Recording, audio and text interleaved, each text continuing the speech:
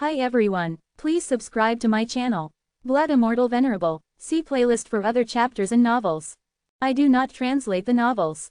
Credits goes to original translator and author of the novel. I only make it as an audiobook so it would be easier to just listen while doing other things. Credits goes to the author of the novel. I convert stories to audiobook for mental health, for multitasking purpose, for accessibility and time saving. Listening to audiobook is also beneficial for people who have disability. It improves our listening skills and improve our English comprehension, vocabulary and other things. So, thank you for listening.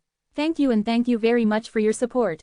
Chapter 2741, Going to Stage 4. Somehow, they could tell the branch was something rare. Dorothy took it from Zen to take a closer look. However, she didn't know what it was either. Whatever it is, she murmured, keep it safe. It might be useful one day. She stored the branch into her space ring. After that, she and Zen headed back, leaving the sacred Mallow temple behind them.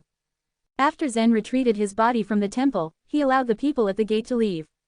Each of those warriors had merged with half a square brick, and most of them felt satisfied. Such other shore tokens were enough to make them the top warriors in stage 1 of the other shore. But there was still a small portion of them who tried to enter the temple. Zen and Dorothy had taken away all the valuable treasures that used to be stored there, so he was lax with letting warriors enter the temple. Thus, everyone rushed in together in excitement. Meanwhile, Zen pondered over quickly enhancing his cultivation base on the other shore. Dorothy had already been to stage 4 on the other shore. With her leading the way, the journey ahead would be much easier. After leaving the sacred Mallow temple, they trudged through the valley and ended up on a green grassland. Half a day later, Zen saw something in the distance. A building loomed at the edge of the grassland. The other shore key to this temple is the least valuable. It is said that there is nothing inside, and no one visits it now, Dorothy explained. Ignoring the grassland temple, they continued until they came across a wide road. There were some other souls of light following the road. It seemed they were heading for the same destination as Zen and Dorothy. After 4 hours' journey, Zen saw the third temple in the distance. The other shore key to this temple is extremely rare, Dorothy said, following Zen's gaze. I've never seen or heard of anyone entering it. With his physical strength, Zen might be able to smash the door and enter by force. But he decided not to entertain the idea, as there might have been strong races behind those doors. Moreover, his main goal this time was to grow rapidly stronger on the other shore. It was useless for him to linger in stage 1. He needed to progress to the next stages. A day and a night passed. Zen's and Dorothy's souls of light had finally reached the end of the road. They were not alone, tens of thousands of other souls of light were also stationed there, sitting motionlessly. Towards the front, a large, white ring of starlight hovered. Even from a distance, Zen could feel the power pulsating from the ring. The power felt familiar, it was similar to the chill of the Sea of Truth. However, Zen could tell it was much, much stronger.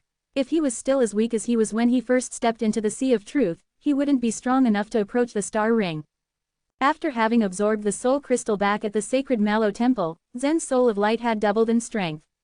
Although its nature as a soul had remained the same, it was several times stronger than the ordinary souls of light. Stage 1 and Stage 2 are connected by a star ring. If you want to go to Stage 2, you just need to go through the ring, Dorothy said to Zen in a serious tone. Zen nodded. Turning to face the star ring, he saw that several souls of light had stood up. Steadily, they approached the circle of light. The moment they stepped into it, the ring started to spin rapidly. It seemed that something was about to spurt out of it. Splash! The star ring was whirling violently. Suddenly, the ring shook and the several souls of light that had just entered were spat out violently. They failed, Dorothy said, shaking her head.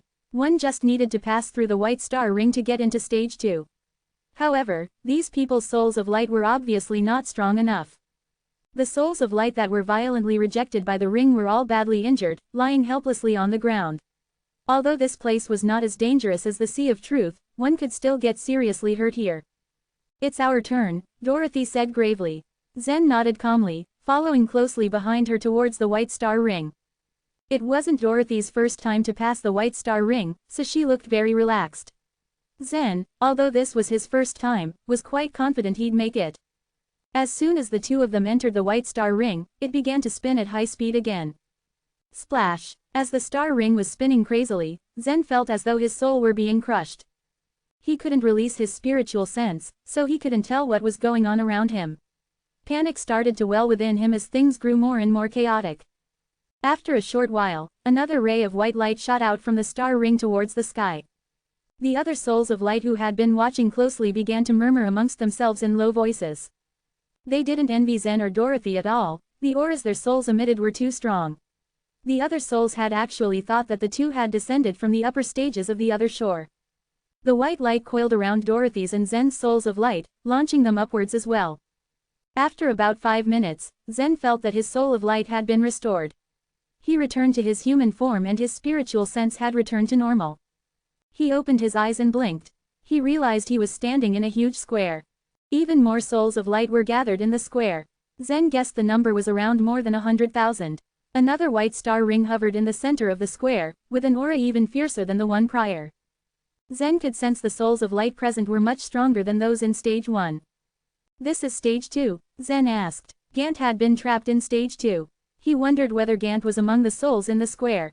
Yes. Zen, if you're tired, let's take a break first, Dorothy said in a concerned tone. No need, let's continue, Zen said resolutely. True enough, he felt rejuvenated after passing on to stage 2 so easily from stage 1. Now he knew how Dorothy had made it to stage 4 in such a short period of time. With a powerful soul of light, she could easily cross from stage to stage. However, in case of any accident, Zen swallowed a few more soul pills before they walked towards the star ring again. Just like earlier, Zen felt his spiritual sense was sealed again. In the blink of an eye, more ribbons of light coiled around him and sent him flying again.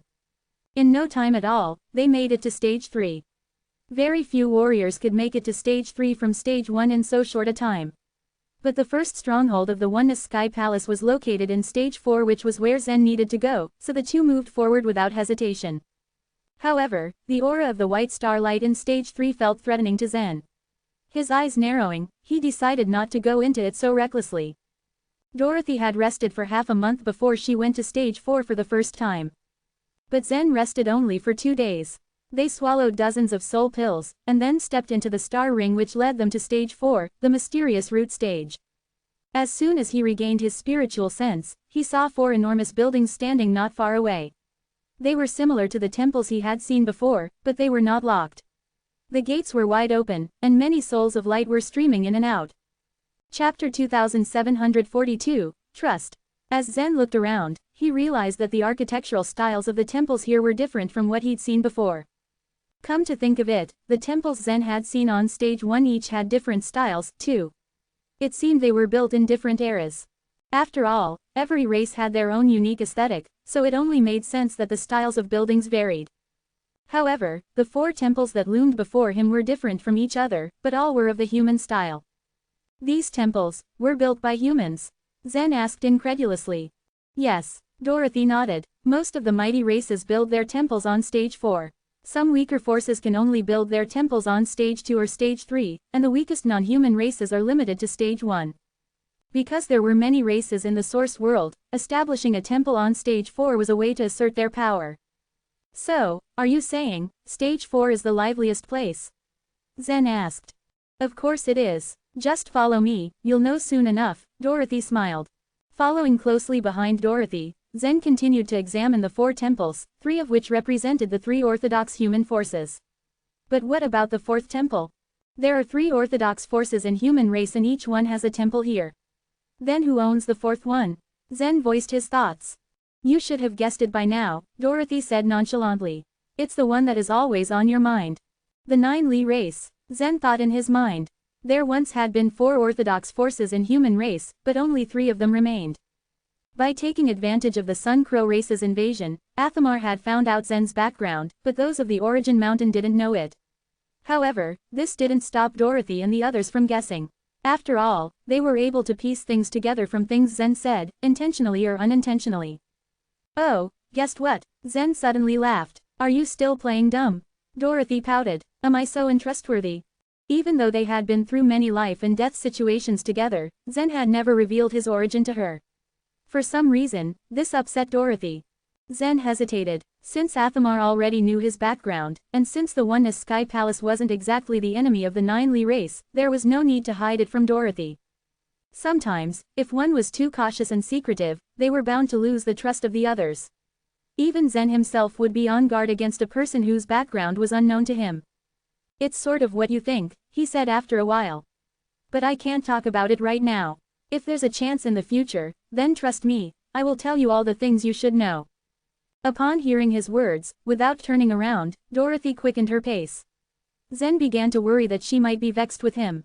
Just as Zen was about to grab her by the arm, she suddenly looked back at him from over her shoulder, giggling. "Did you really mean what you said just now?"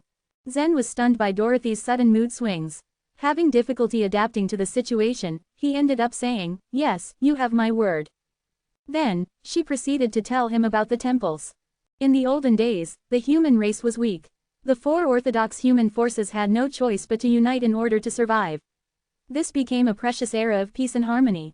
During this time, 4 temples of the human race were built.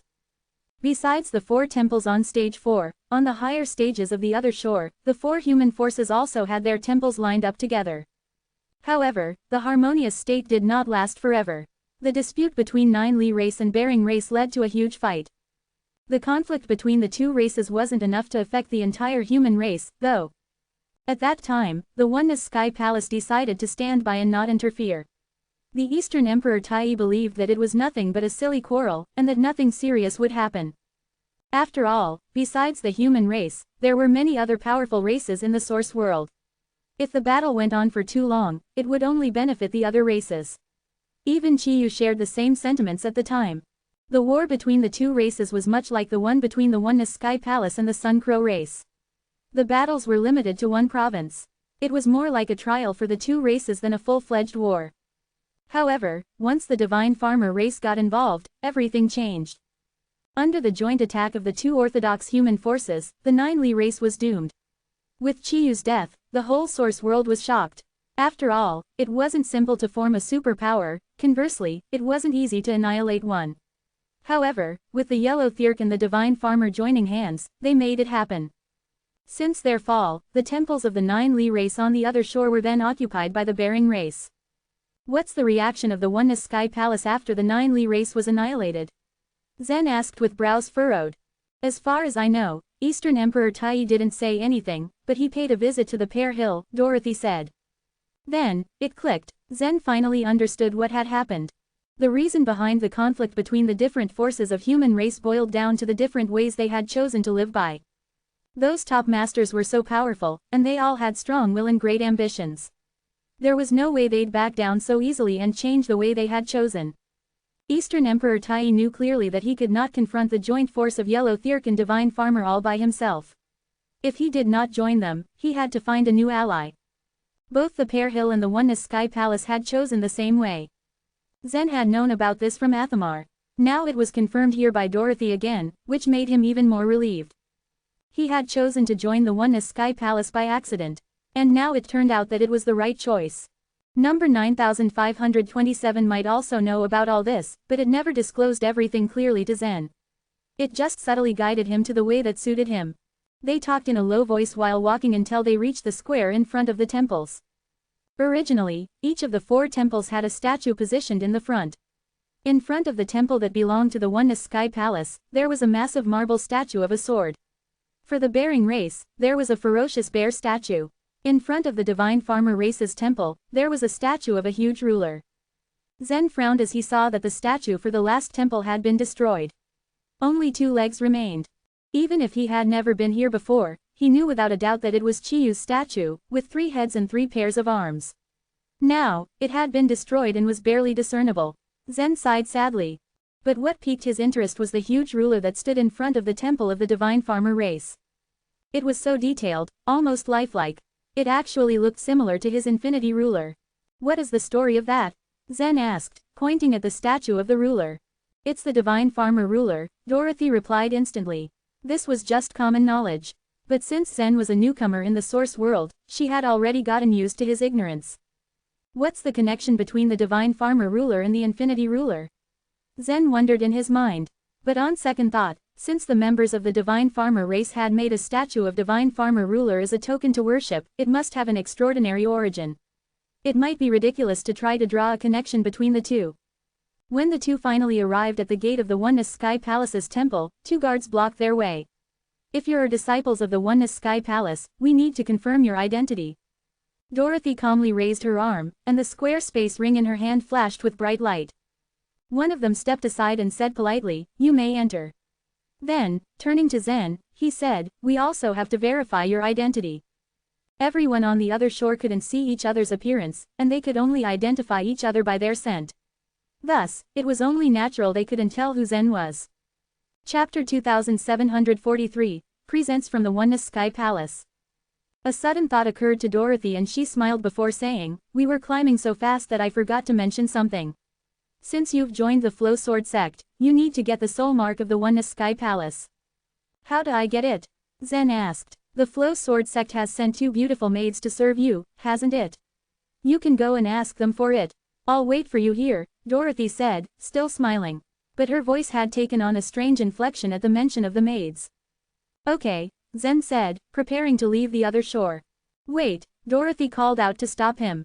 When he turned around, she asked him with a playful smile, "I forgot to ask. How are you doing in the Flow Sword sect?" "I'm happy," Zen said, almost too immediately. But he quickly understood what Dorothy was trying to ask him. There were only 3 sword sects in the Oneness Mountain, of which the Flow Sword sect had the most unique cultivation method. Dorothy must have heard about it before, which was probably why her words were dripping with jealousy. But she hadn't expected Zen's wives to be living in the courtyard house along with the 2 maids. Zen chuckled awkwardly before his soul of light left, leaving Dorothy gritting her teeth and glaring at him. When Zen returned to the courtyard house, he asked Trish to get the soul mark. Trish was a capable girl. She came back just an hour later and handed a small dark green token to Zen. The soul mark is used in the same way as the other shore key. The required syllables are engraved on the token, Trish explained. Once Trish left, Zen began to recite the syllables on the small token, the same way as he had used the other shore key. Several lines appeared in his palm.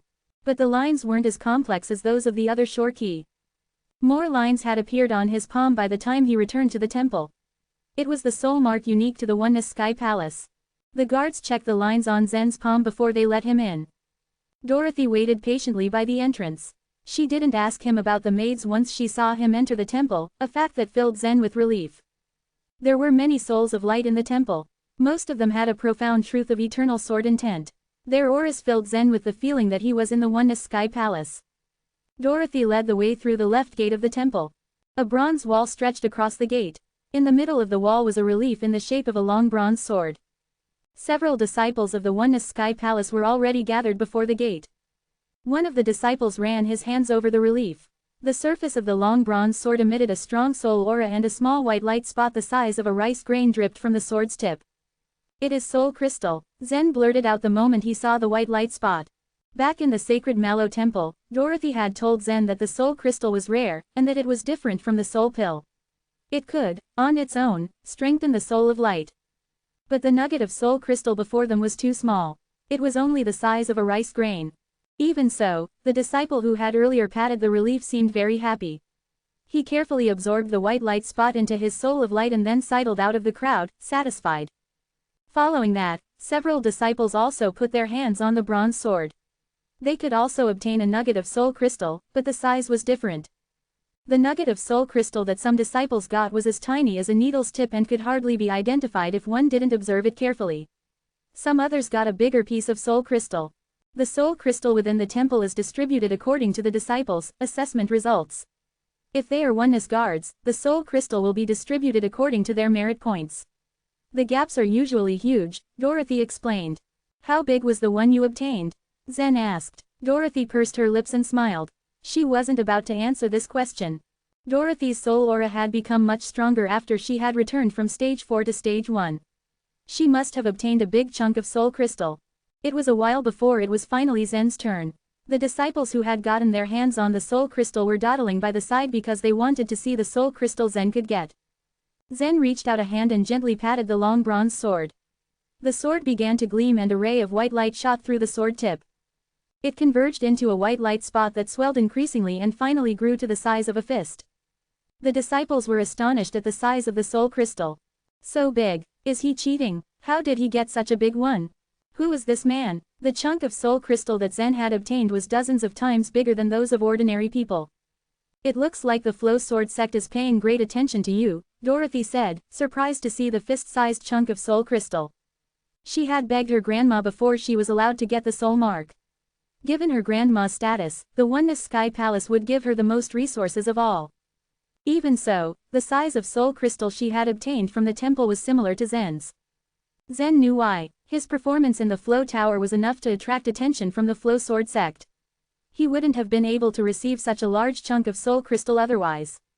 But Zen and Dorothy had absorbed soul crystal the size of a watermelon in the sacred Mallow Temple, which was why Zen was not shocked to see the fist-sized chunk of soul crystal. He absorbed the soul crystal under the envious gazes of the disciples. Dorothy led Zen out of the room and into the next room. A soul of light guarded the room. It was not human, but a huge beast that emitted a strong truth of void destruction. That's a thunder beast. Go, it'll make a space ring for you, Dorothy said, pushing Zen towards the beast. Not all races were enemies with the human race.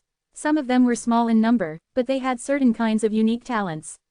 They would seek protection from some big races, and this thunder beast was one of them. As Zen approached the thunder beast, he heard a strange voice saying, "Stretch out your middle finger."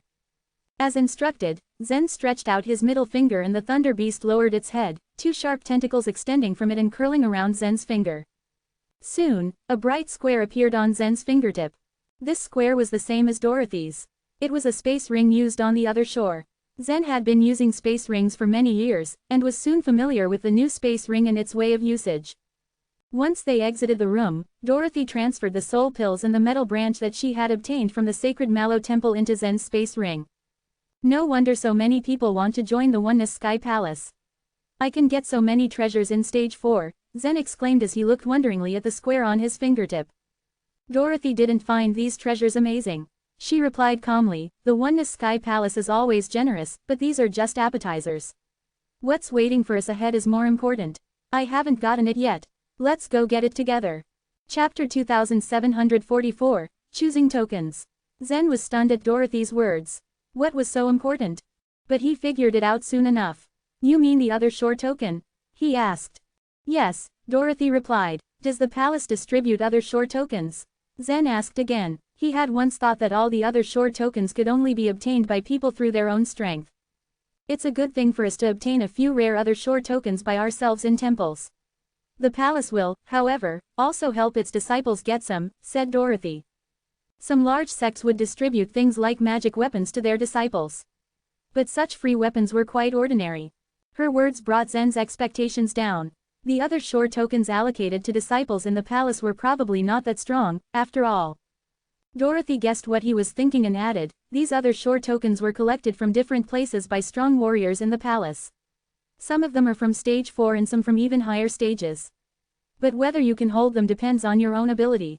Really? Zen's eyes lit up. They continued chatting till they reached the temple's inner area. More than 30 people were waiting in front of a wide door that had been tightly shut. These souls of light were sitting on the ground, silently indicating that they had been waiting for a long time. Dorothy walked up to them and asked, when will the seclusion door open? One of them opened his eyes and answered, it should be today. Thank you. Dorothy stepped back with Zen and waited by the wall. Most disciples of the palace didn't explore temples after they entered the other shore.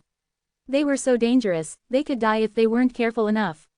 What was more, the hard-earned other shore tokens were probably inferior to those allocated by the palace. Laser-focused on cultivation to strengthen their souls of light, these disciples would then quickly enter the mysterious root stage to get other shore tokens here. But these palace disciples were from the Oneness Mountain or Oneness Guards. People from Dragon City weren't so lucky. They only had two ways out, to go up the mountain or join the Oneness Guards. As they waited, more and more souls of light gathered around the seclusion door. At last count, the number was almost 800. The Flow Sword sect has a small population. How is it that so many people have come to get the other shore tokens? Zen asked curiously. The palace doesn't have just the Oneness Mountain. Besides, the Flow Sword sect is much smaller than the other two sword sects, Dorothy replied. Despite the fact that the Flow Sword sect was one of the 3 major sects of the Oneness Mountain, it was still suitable for few people. So most disciples still ended up choosing the Killing Sword sect or the Unique Array Sword sect. More than an hour later, the seclusion door shook gently. Boom! With a cracking boom, the door crashed open. Everyone stood up and a frantic rush to enter ensued. The space within the door was wide. There were 2 huge copper rings at the center and it felt like something was hidden underground. 3 souls of light walked out of another door. Their souls of light are so powerful, Zen thought, with his eyes narrowing at them. Ever since he had entered the temple, Zen had seen the souls of light of many disciples. They emitted a scent that was almost inferior to his and Dorothy's souls of light. But these 3 men's souls of light were on a much higher level. Most souls of light were grayish-brown. Although their faces were blurred, their outline and clothes could be seen rather vaguely. But these 3 men had souls of light that emitted a pale purple light. 2 of them walked quickly up to the copper rings, transforming their arms into thin, soft ropes and wrapped them around the rings. They pulled open the lid on the ground, revealing a deep pit. The man at the front clapped his hands. A huge bronze column rose from within this bottomless pit. A huge plate was embedded in the pillar, with several circles embossed on it, like ripples in water. 13 circles in total, Zen asked, counting them. Yes, Dorothy nodded. Each circle represents 1 stage of the other shore. 13 stages in total. Zen was surprised. 13 stages. Does it mean that the plate has other shore tokens up to the 13th stage? The other disciples waiting beside them turned to look at Zen rather sneeringly. Nothing new, one of them said, smirking. Only if you have the ability to merge them. Without the 10 Sanskrit land, you can do nothing to these excellent other shore tokens. For you, stones from stage 13 are no different from those at stage 1. They were both right and wrong. For example, the Eye of Will that Zen had merged was far stronger than the other shore tokens from stage 1. Or it could be said that the Eye of Will was not another shore token from stage 1. In a whole, the other shore tokens from higher stages were more powerful.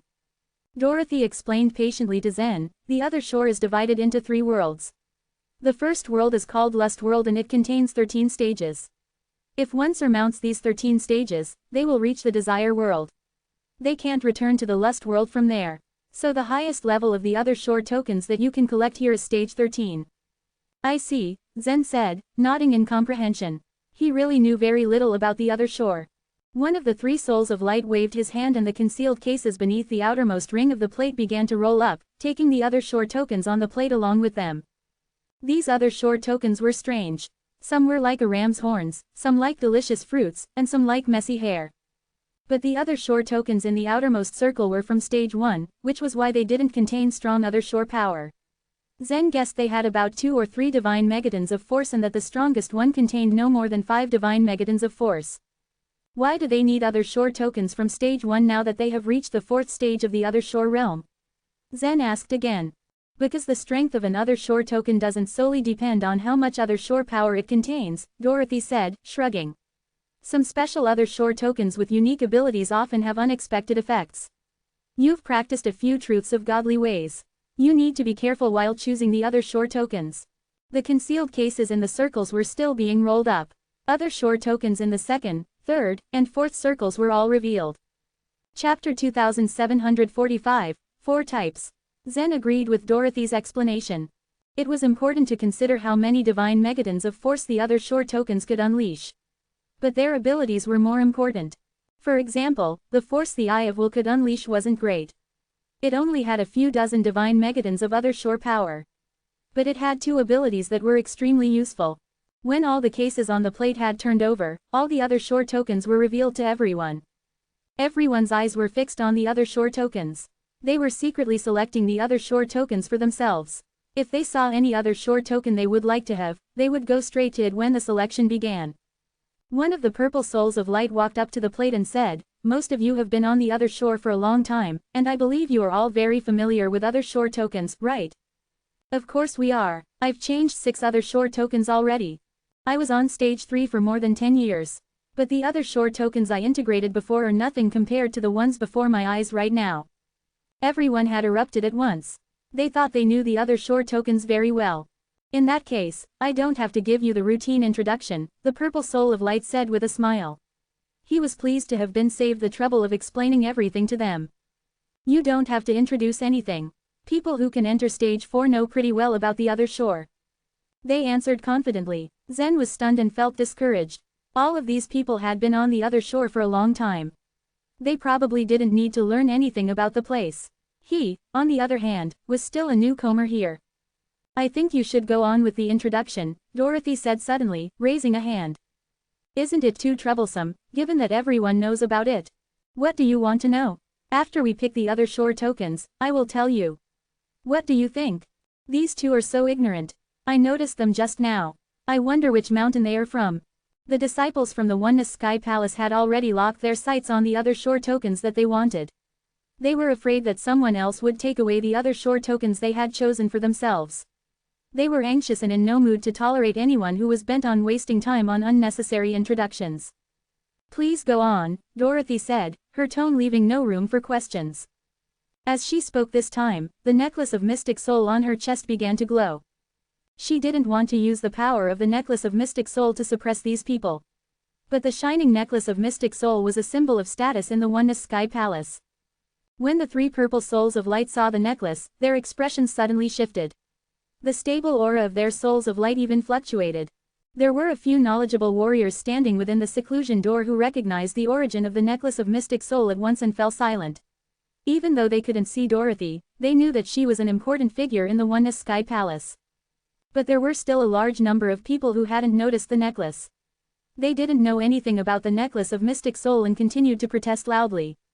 Shut up, anyone who makes any noise will be driven out of the seclusion door immediately. A purple soul of light on the plate shouted, his voice cold. At this, the noise died down. Everyone now understood what was going on. This woman was probably someone they could not afford to provoke. The purple soul of light on the plate turned to Dorothy and bowed politely. He then made the introduction meticulously. There are a large number of other shore tokens on the other shore. There are many kinds of them. But after our predecessors had explored for a number of years, they finally divided the other shore tokens into 4 types. He picked up a rectangular stone at his feet and continued, this is a surging stone that has been excavated from stage 4. It is a rare other shore token on stage 4. The other shore power it contains reaches 50 divine megatons, so it is almost similar to the other shore tokens on stage 5. This is the most typical strengthening type of other shore token. Strengthening type, Zen murmured to himself as he listened carefully. Dorothy added in a whisper, the other shore tokens of the strengthening type are most popular. But they don't have any extra function. Many warriors who pursue powerful strength take them as their major other shore tokens. The purple soul of light took 2 steps forward on the plate and picked up a vine and a leaf. The leaf of revival is another shore token from stage 8. The other shore power it contains is only 6 divine megatons. Pretty weak. If one merges with the leaf of revival, they could quickly recover even they suffered irreversible damages. The same applies to the soul in the inner world. To heal the soul in the inner world, Zen's eyebrows went up. When one reached the true God realm, the damage on one's corporeal body wasn't much of a threat. But the inner world and one's cinnabar field and their soul were very fragile. If these 2 parts were to become damaged, it would be extremely troublesome to repair them. Zen hadn't expected this other shore token to have such an ability. This is an auxiliary type of other shore token.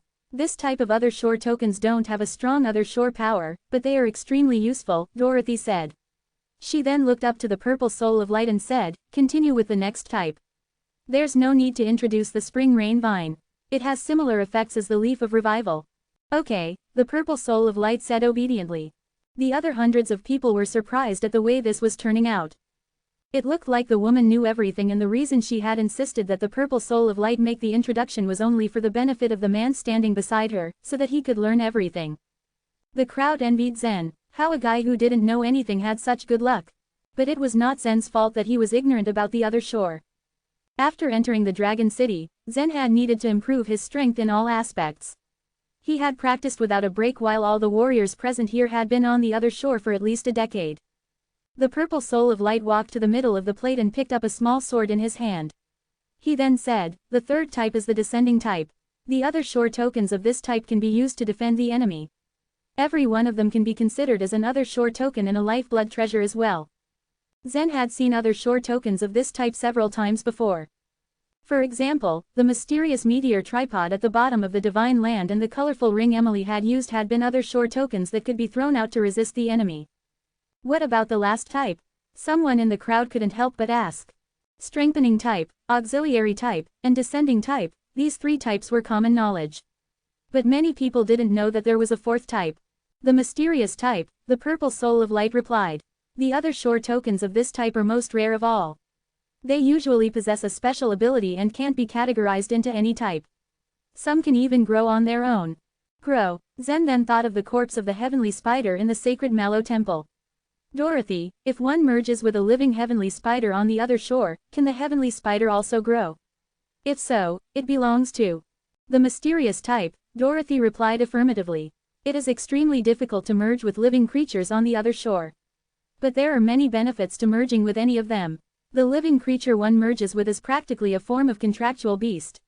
Moreover, the creatures they merge with on the other shore can grow further, which is why they are of the mysterious type.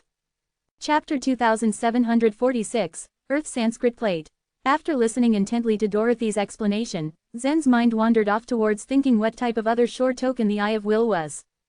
Up until now, he never imagined the Eye of Will could get any stronger. But, knowing the dreaded eye demons were one of the largest races that ever existed in history, and they had only produced 19 eyes of will, he felt there might be something he had overlooked in this other shore token. Suddenly, someone asked a question that disrupted Zen's flow of thoughts. Are there any other shore tokens of the mysterious type for us? The words of the purple soul of light might have ignited their interest. The purple soul of light shook his head and said, other shore tokens of the mysterious type are not easy to find in the lust world. We managed to acquire some of them, but none of them are stored in the temple. Even if there is, it can't be fused by ordinary people. If you want to carry another shore token of the mysterious type, then at the very least, you need to have 100 Sanskrit land. Another purple soul of light standing outside the plate stepped up and added to his statement. Most of these people were capable of only opening a 10 Sanskrit land, thus they could not merge with a powerful other shore token. But if you want, there is a chance for you to witness another shore token of the mysterious type, the person standing on the plate said with a smile. Bro, didn't you happen to possess one such other shore token? He turned to his companion and asked sincerely. The last and most silent-natured of the three purple souls of light gave an acknowledging nod and said, since there is no outsider here, I can make an exception and show it to you. As he spoke, he slightly raised his hand and a bright glimmer flashed in his soul. Following that, a delicate fish scale appeared on top of his head. This scale was obtained from a lake at stage 12. I can double my strength if I use it, the man explained while flaunting the scale. Upon hearing his explanation, the atmosphere inside the seclusion door suddenly became lively, and the people started discussing among themselves.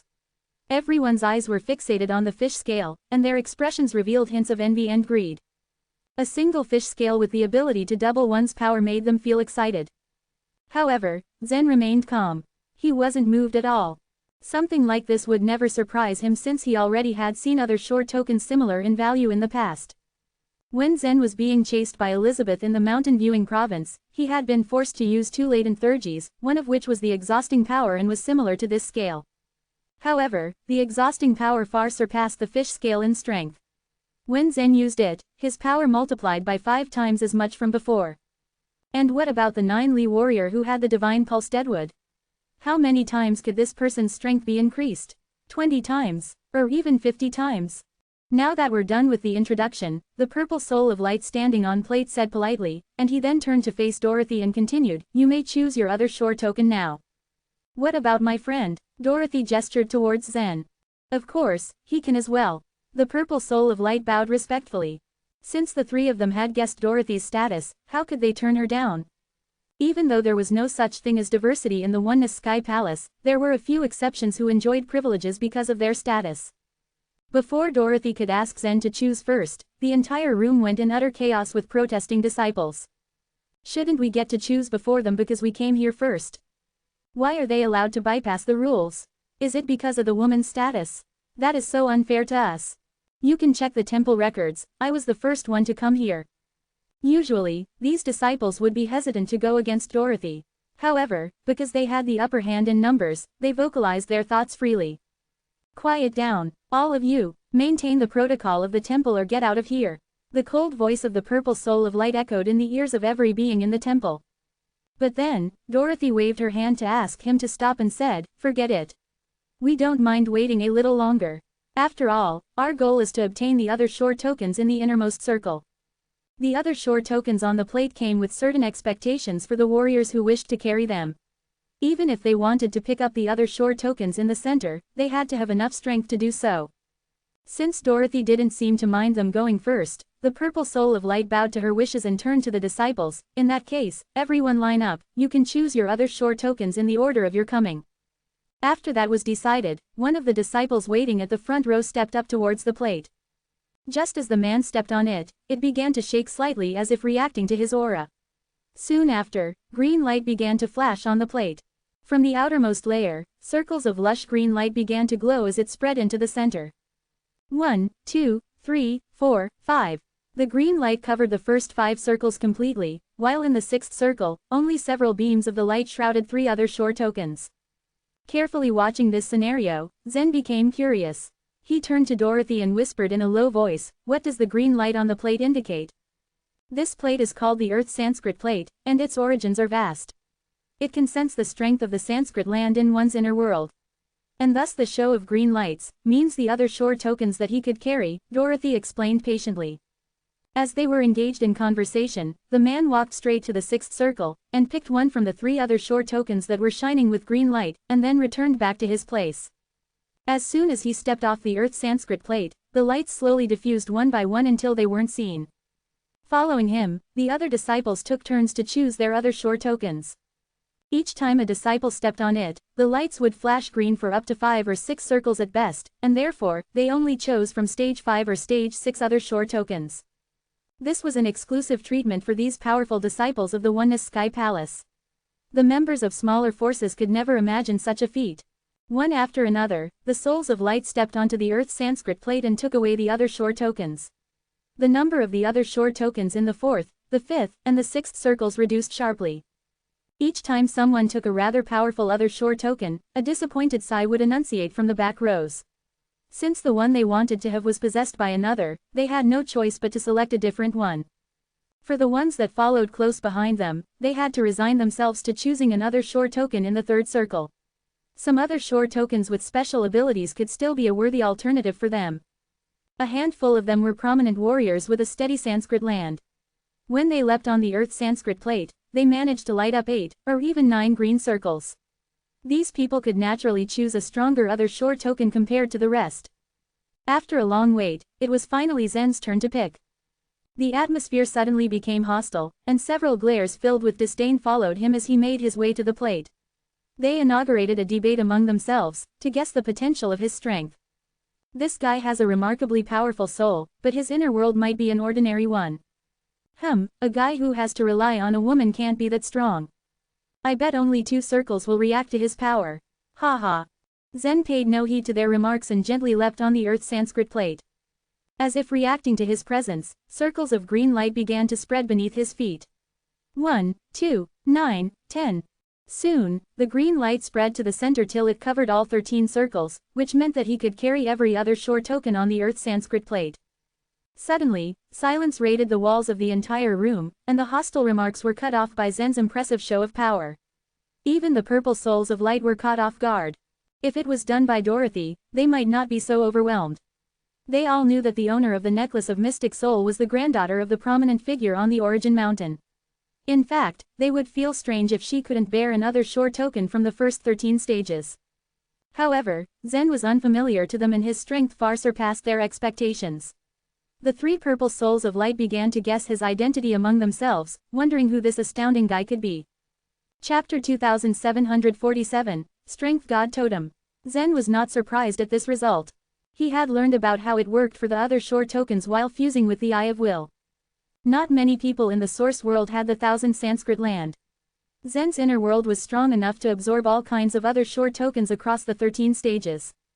He could probably even absorb other shore tokens from higher stages. On the flip side, he had just found out that the soul of light could move around freely within the 13 stages, but couldn't easily enter the next world, which was why other shore tokens from other worlds hadn't shown up in the temple. Dorothy was relieved to see that the Earth Sanskrit plate was fully lit. But she didn't know what was going on in Zen's inner world. She stepped onto the Earth Sanskrit plate too. The Earth Sanskrit plate didn't usually allow 2 people at the same time. But the purple soul of light didn't stop Dorothy as she stepped onto it. Zen passed the green rings of light and made for the center of the Earth Sanskrit plate. The 13th loop was the innermost circle of the Earth Sanskrit plate.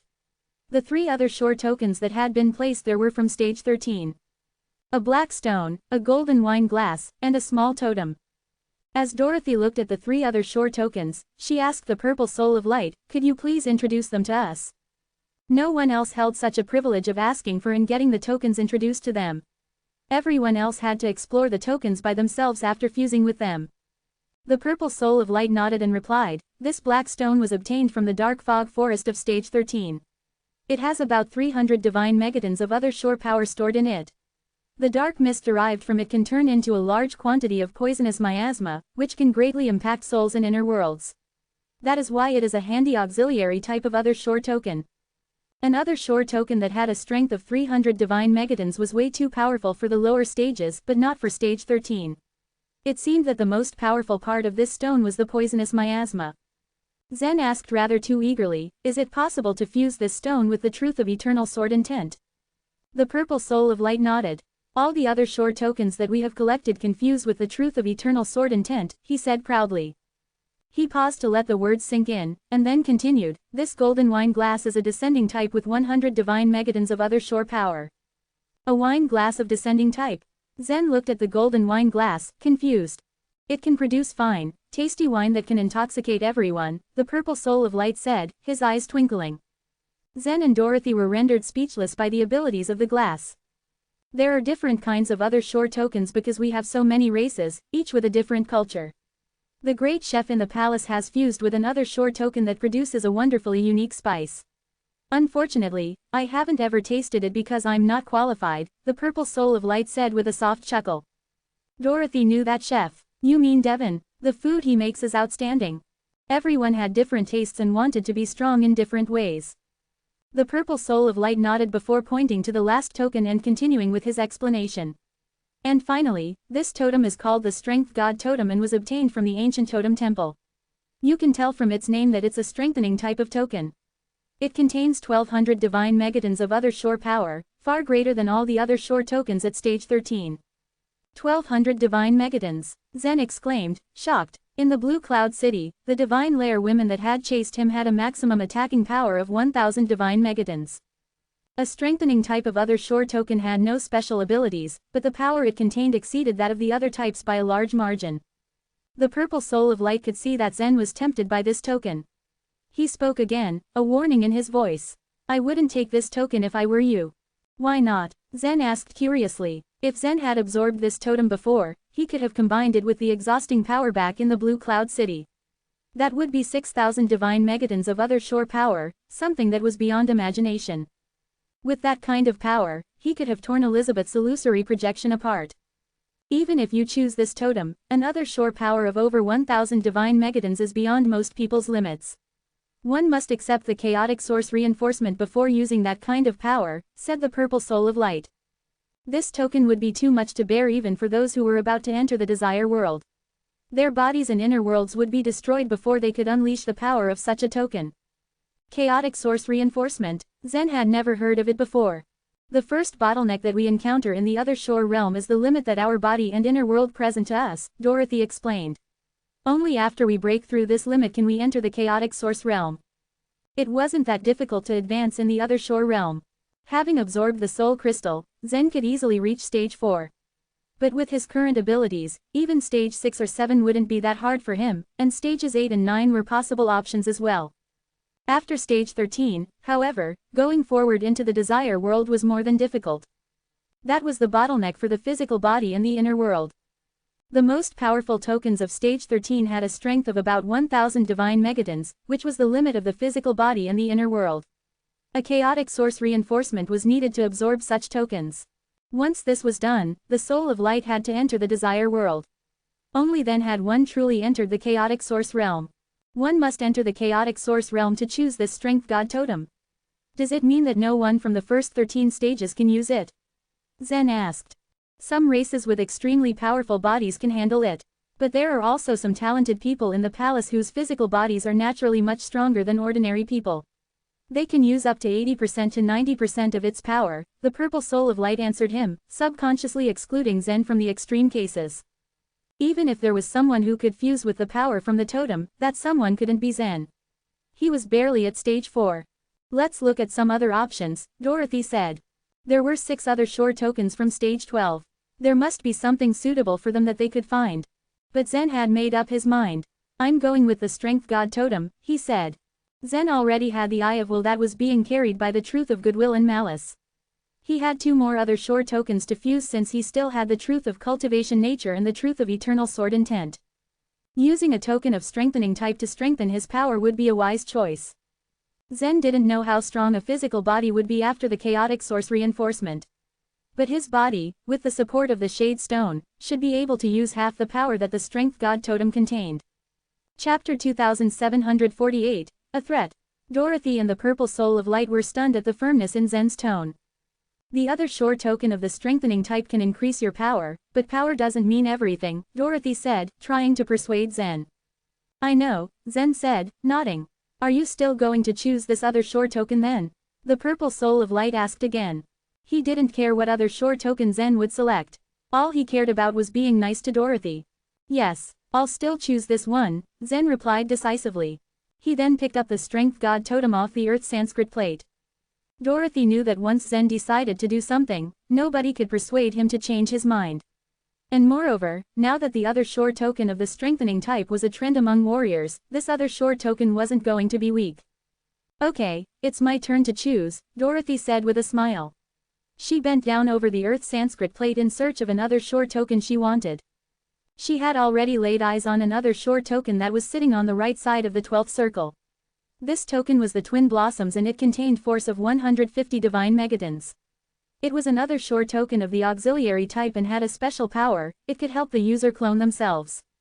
The origin swordsmanship that she had cultivated was extremely powerful and she had had to work with another warrior to bring out one of its thurgies. If she could work with her other self, she could launch this thurgy to a greater effect, given that there would be a better connection between them. It was obvious that the Twin Blossoms was the best choice for her. I'll take this other shore token, Dorothy said as she reached out to pick up the blossoms. She hadn't yet passed the test of the Earth Sanskrit plate, but she was confident that she could bear it, so she was now daring to take the other shore token of stage 12, which was why the Purple Soul of Light remained silent. Once Dorothy and Zen obtained their own other shore tokens, the next step they needed to take was to infuse the tokens into their souls and hold them in their own bodies. But before they could do this, 2 people suddenly walked in through the seclusion door. One of them had been waiting inside the seclusion door like the others. When Dorothy had revealed the necklace of Mystic Soul, he had looked at it for a few seconds before leaving quietly. The soul of light behind him glowed with a faint purple light. It was clear that his soul could reach stage 13. Dorothy and Zen had just been about to leave when the 2 men blocked their way. Dorothy, you have finally reached stage 4. The Purple Soul of Light said. Dorothy frowned at this voice but didn't say anything. Hatred, however, radiated from her soul of light. Now that you have reached stage 4, you should have come to the Vastness Mountain to inform me of this progress. I found an extremely powerful other shore token in the ethereal light stage. It is very suitable for you. The Purple Soul of Light said. No, thanks, Dorothy said coldly. I can't afford to owe your Vastness Mountain a favor.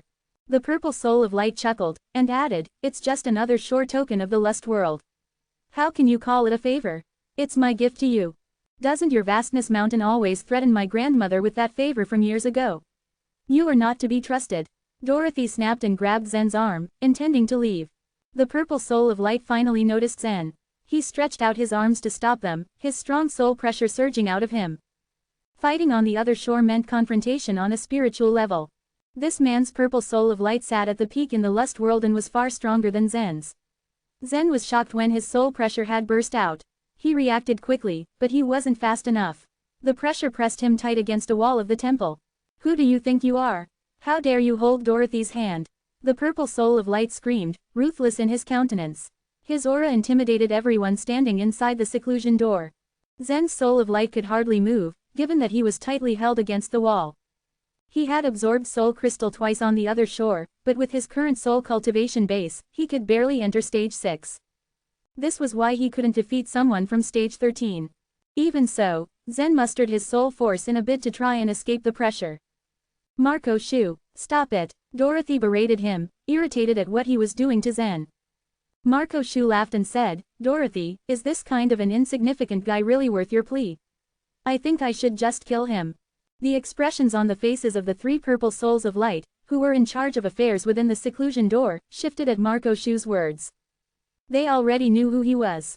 Marco Shu, the young master of the Vastness Mountain, with a background on par with Dorothy's. They could not afford to offend him. But trying to unreasonably launch an attack in the seclusion door was taking it too far. After all, everyone in the temple was a disciple of the Oneness Sky Palace. Zen's expression shifted into one of pure coldness when he heard this man reveal his intention of killing him. It was true that people in the Dragon City often killed others. But ever since he had joined the Flow Sword sect, he was on good terms with everyone else. And because of this, Zen hadn't expected to meet such a person ever again.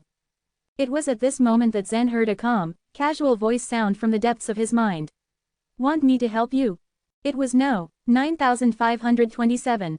No 9527's soul power wasn't too strong, but as part of the Chaos Ancient God's soul, it had a much better understanding of soul than ordinary people had. Number 9527 couldn't fight people like Athamar, but it could easily deal with a soul of light in the lust world. Zen did not speak. There were too many people here and he did not want to expose number 9527 unless he had no other choice. The soul pressure was like an invisible hand, exerting more and more strength on Zen's soul of light. "Stop, or I will have to kill you," Dorothy threatened, her voice cold and determined. The necklace of mystic soul against her chest suddenly erupted with a powerful soul pressure. A small soul sword appeared over Dorothy's head. It was not the first time that Zen had seen the sword. But it had never been so solid, and the purple light emanating from the surface of the soul sword was flowing everywhere. Marco Shu's eyes widened as he felt the pressure of the soul sword. There was no more doubt that Dorothy would kill him with this sword. Sensing that things were getting out of hand, the three purple souls of light who were in charge of the place rushed over to them. "You're all from the Oneness Sky Palace. Don't fight over a trifle. For goodness sake, Marco, please forget it. How about meeting each other halfway?" Marco Shu was already regretting his actions at Dorothy's threat. He had never imagined that she would protect this brat, someone who had appeared out of nowhere it felt like. Marco Shu backtracked under the persuasion of the three souls of light, finding an opportunity to make right the awkward position he had put himself in. He smiled as he said, "You are right. I don't need to fight with a nobody." He then gathered all the pressure he had just released back into his body. But the small soul sword that was hovering over Dorothy's head shot suddenly towards him. Chapter 2749, Try. As the soul sword navigated its way towards Marco at lightning-fast speed, his face began to lose all color and turned as white as a sheet. After all, he was the son of the master of Vastness Mountain, and if he were to be killed by Dorothy, there would be severe consequences. You wouldn't dare!" Marco roared in frustration, his veins protruding from his neck. Instinctively he closed his eyes shut, bracing himself for impact as he had no time to dodge. When the distance between the soul sword's pointing end and Marco's forehead was only half a foot long, it stopped in its tracks. Slowly he opened his eyes to see the soul sword had manifested itself into a cloud of soul aura and retreated into Dorothy's necklace of mystic soul. Dorothy glared at his frightened pale face to spite him. "Next time, I won't be so forgiving." As she finished speaking, she casually turned around and began walking away with Zen, leaving a shocked and silent crowd behind the seclusion door. Marco stood still, with a dark shadow hovering over his face. He clenched his fists and kept his gaze lowered to the ground. Although they couldn't see his face, they could sense his soul of light was brimming with anger and hatred. Scared from the possibility of Marco losing his temper on them, they didn't dare approach him to calm his restless breathing down. Silence lingered in the walls of the room before Marco finally spoke. "Which mountain does the guy with Dorothy belong to? We don't know anything about him. We only heard Dorothy refer to him as Zen," the person standing behind Marco explained. "Zen, huh, I want you to go and look into it. I don't care how long it takes. Find out everything there is to know about him," Marco demanded with rage. His tone reflected how much he loathed Zen. In the Temple of Oneness Sky Palace, there were specific rooms built for the sake of cultivating one's soul of light. To make one's soul stronger, one had to integrate their soul with rare soul crystal, or constantly harden their soul. However, the latter was far more difficult. The soul crystal was also not easy to obtain on the other shore. There was only a small amount of it stored in the temple. Yet, Zen managed to retrieve a fist-sized chunk of soul crystal. It was quite fortunate of him since there had been no more than 50 people in the Oneness Sky Palace who were that lucky. Throughout the way, Dorothy remained silent, which spoke volumes about how disturbed she was from what had happened. When they finally arrived at the rooms, she turned to Zen and lowered her gaze. I'm sorry to have gotten you involved in such trouble. In response, Zen gave her a warm smile and said, don't worry about it. Although, that guy seemed to have some bad blood with the Origin Mountain, is that right? I'm afraid so, Dorothy sighed as she nodded lightly. In the past, Dorothy's grandmother took part in a battle where she almost lost her life. Luckily, she was rescued by the master of the Vastness Mountain, after which she was heavily indebted to him. Many years had passed since that day until the favor was brought up again. The master of Vastness Mountain came with his son to visit Dorothy's grandmother with a proposal of marriage. Seeing right through their intentions, Dorothy's grandmother knew that they were only plotting a union through the wedding so they could infiltrate the Oneness Sky Palace and gather all its secrets. Therefore she turned them down. Humiliated by the rejection, the master of the Vastness Mountain attempted to impose pressure on her by bringing up the favor she owed him years ago. This caused many disputes between the two groups. After some time, the pointless quarreling had subsided, but the grudges remained, which was partially the reason why Dorothy had overreacted upon encountering Marco. When Dorothy briefly told him about this matter, Zen shook his head and said, the people from Vastness Mountain are too hard-headed. Even though the master had saved your grandmother's life, they shouldn't have mixed it with your marriage. That's why I don't want to talk to Marco. Dorothy rubbed her shoulders with an embarrassed expression. It was obvious the thought of him filled her with disgust. Seeing her awkward profile, Zen attempted to ease her tensed body with a gentle smile. All right, let's forget about him and focus on other more important things. Dora, don't let him upset you. First of all, you need to integrate other shore token with your soul. Right, okay. A flustered smile etched across her face when she heard Zen call her Dora. She bit her lip feeling shy and entered a room. After Dorothy went inside, Zen sighed and slumped his back on the door behind him and fell victim to his thoughts once more. There was no denying the fact that Zen was far more experienced than Dorothy in knowing a person's mindset. After meeting Marco, he immediately understood the matter was not on the straight and narrow, things were going to get complicated from here on out. Marco was a different man, compared to Milo. Milo might be arrogant, young, and proud, but he was level-headed. He would never get carried away in battle. Zen knew he was going to face him sooner or later, yet he was not worried about it, as it would be a decent battle. However, Zen's first encounter with Marco was rather unpleasant, as the latter attempted to kill him. Thinking about this made Zen smile bitterly to himself. Ever since I came to this world, I have tried my best to keep a low profile to avoid awkward situations like these. Yet, I still managed to provoke these guys somehow. I feel so helpless. It was useless to keep dwelling over such thoughts. What was destined to happen would happen sooner or later. Besides, Zen was prepared to face anything because of all he went through to get here. Driving his thoughts away, he focused and went into a room 2 and took out the Strength God Totem. He sat down with his legs crossed. Then his soul of light released the truth of eternal sword intent, and absorbed the Strength God Totem into his soul. Quickly, he retreated from the other shore once again and guided the Strength God Totem into his inner world, and started to nourish his other shore token. After his first experience, Zen became more skillful at it. Last time, Zen had accidentally caused fear and chaos in his inner world. Eye of Will was not a strengthening type of other shore token, and its own other shore power was not particularly compelling. But this time he was careful. In comparison to the Eye of Will, the Strength God Totem contained terrifyingly strong other shore power. If it was released carelessly, it would probably shatter the entire world to dust. With a fit of shudder in the thousand Sanskrit land, streaks of Sanskrit words lit up and danced around in the air. A sharp aura that appeared to be in the form of chains extended from the Sanskrit words and swept towards the Strength God Totem. This time, there are 140 Sanskrit words in total. It seems that it will be more challenging to nourish Strength God Totem as opposed to the Eye of Will. Zen continued to process it in his head. After nourishment was completed, the chains disappeared. Followed by that, Zen was taken aback as a series of messages rushed into his mind and showed him visions of another race. One message said, super powerful warriors. The other read out, giant force believers. He felt conflicting emotions take over his existence. It was overwhelming to know he had learned of one more compelling race from the past. The giant force believers believed in and gave precedence to powerful strength. They thought force alone could solve any problem, and just like the dreaded I-Demon race, they also believed in finale way. This particular race was so formidable that they even managed to control everything in the chaos. They wanted to use their strength to end everything, but in the end, they still failed. Why did such a strong race fail to exist? Zen wondered, feeling confused, as he attempted to interpret each message. Both the dreaded I-demon race and the giant force believer race were superior to the human race. And now, they ceased to exist with only their temples on the other shore and had both disappeared in the source world and the chaos. How was this possible? In all the books Zen had read from the Oneness Sky Palace, none of them even mentioned these races. He was baffled. Even the messages provided to him by the Strength God Totem were not enough to answer his questions. After he removed the avatar in his body, Zen opened his eyes.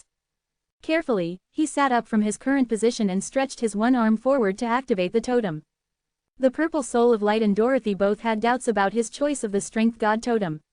They were afraid that he wouldn't be able to withstand such a powerful force. But still, he wanted to give it a try and see for himself. As he provoked the totem, a series of overwhelming aura rushed towards him. Force of 100 divine megatons. When the force was concentrated on his arm, a dent formed in the space around his arm. Zen was still able to resist such power. Force of 200 divine megatons. He continued to test his limits and doubled the pressure. This time, Zen roughly felt his bones were strained as if a million mountains were pressing down on his arm, squeezing it in between. The muscles became extremely stiff, and the veins in the arm were as tough as steel. Force of 400 divine megatons. Once again, Zen doubled the pressure. Unexpectedly a crackling sound filled the room as his arm suddenly caved in under pressure. A stream of his blood spurted out, like a fountain. It sprayed up in all directions uncontrollably. It broke through the enchanted barrier he set up, the ceiling of the house, and left behind a 10-foot wide crack. Chapter 2750, An Invitation. Zen was stunned at the power surging within him. What strong power! Zen's body was so strong that he rarely felt any pressure under any amount of force. He had hardly been able to bear the wave's blending energy earlier. He felt that the other shore power he had obtained from the Strength God Totem was going to leave him feeling the same way. 2 sharp knocks sounded at the door. "Darling, what's going on?" Margaret's voice sounded, muffled from across the door. Zen was in seclusion and no one was allowed to enter the room. But the people outside had become worried at the loud noise. "Just a small accident," Zen called back. There was silence for a few seconds before Margaret spoke, her voice full of concern. "Please be careful," she said. She waited for an answer, but when he didn't respond, she turned and left. It was difficult for Margaret to understand the kind of cultivation method or power that Zen had acquired and whether or not he would spiral into madness. Zen raised his hand and a ray of green light gathered around his arm, instantly healing the injury. 400 divine megatons is my limit," Zen murmured as he stretched his arm out again. The black spot on his arm began to expand and had soon covered his whole arm, turning it into one smooth black expanse. The Shade Stone could strengthen his corporeal body, but he was still not sure of the limits it would give him. 400 divine megatons. This time, Zen released 400 divine megatons of force in one go. Under the horrifying force, his arm was still strong as before. 500 divine megatons. He felt a sharp pain searing his arm, but he told himself he could bear it. 600 divine megatons. 700 divine megatons. It was under the 700 divine megatons that a crisp crack rang out from his arm. The bones of his arm had broken under the pressure. Zen withdrew his strength, frowning. There was no doubt that the Shade Stone could greatly strengthen his body. But it was not enough. The body was made up of internal organs, flesh, muscles, and bones, and the Shade Stone could only protect some parts of his body. He wished he could get his hands on a few more Shade Stones, because if he did and his body absorbed them, it would improve his physical strength multifold. The Shade Stone, however, was a grain of sand falling from the sand clock, and it was usually close to impossible to look for it, leave alone collect it. After a series of tests, Zen lifted the enchanted barrier and left his room.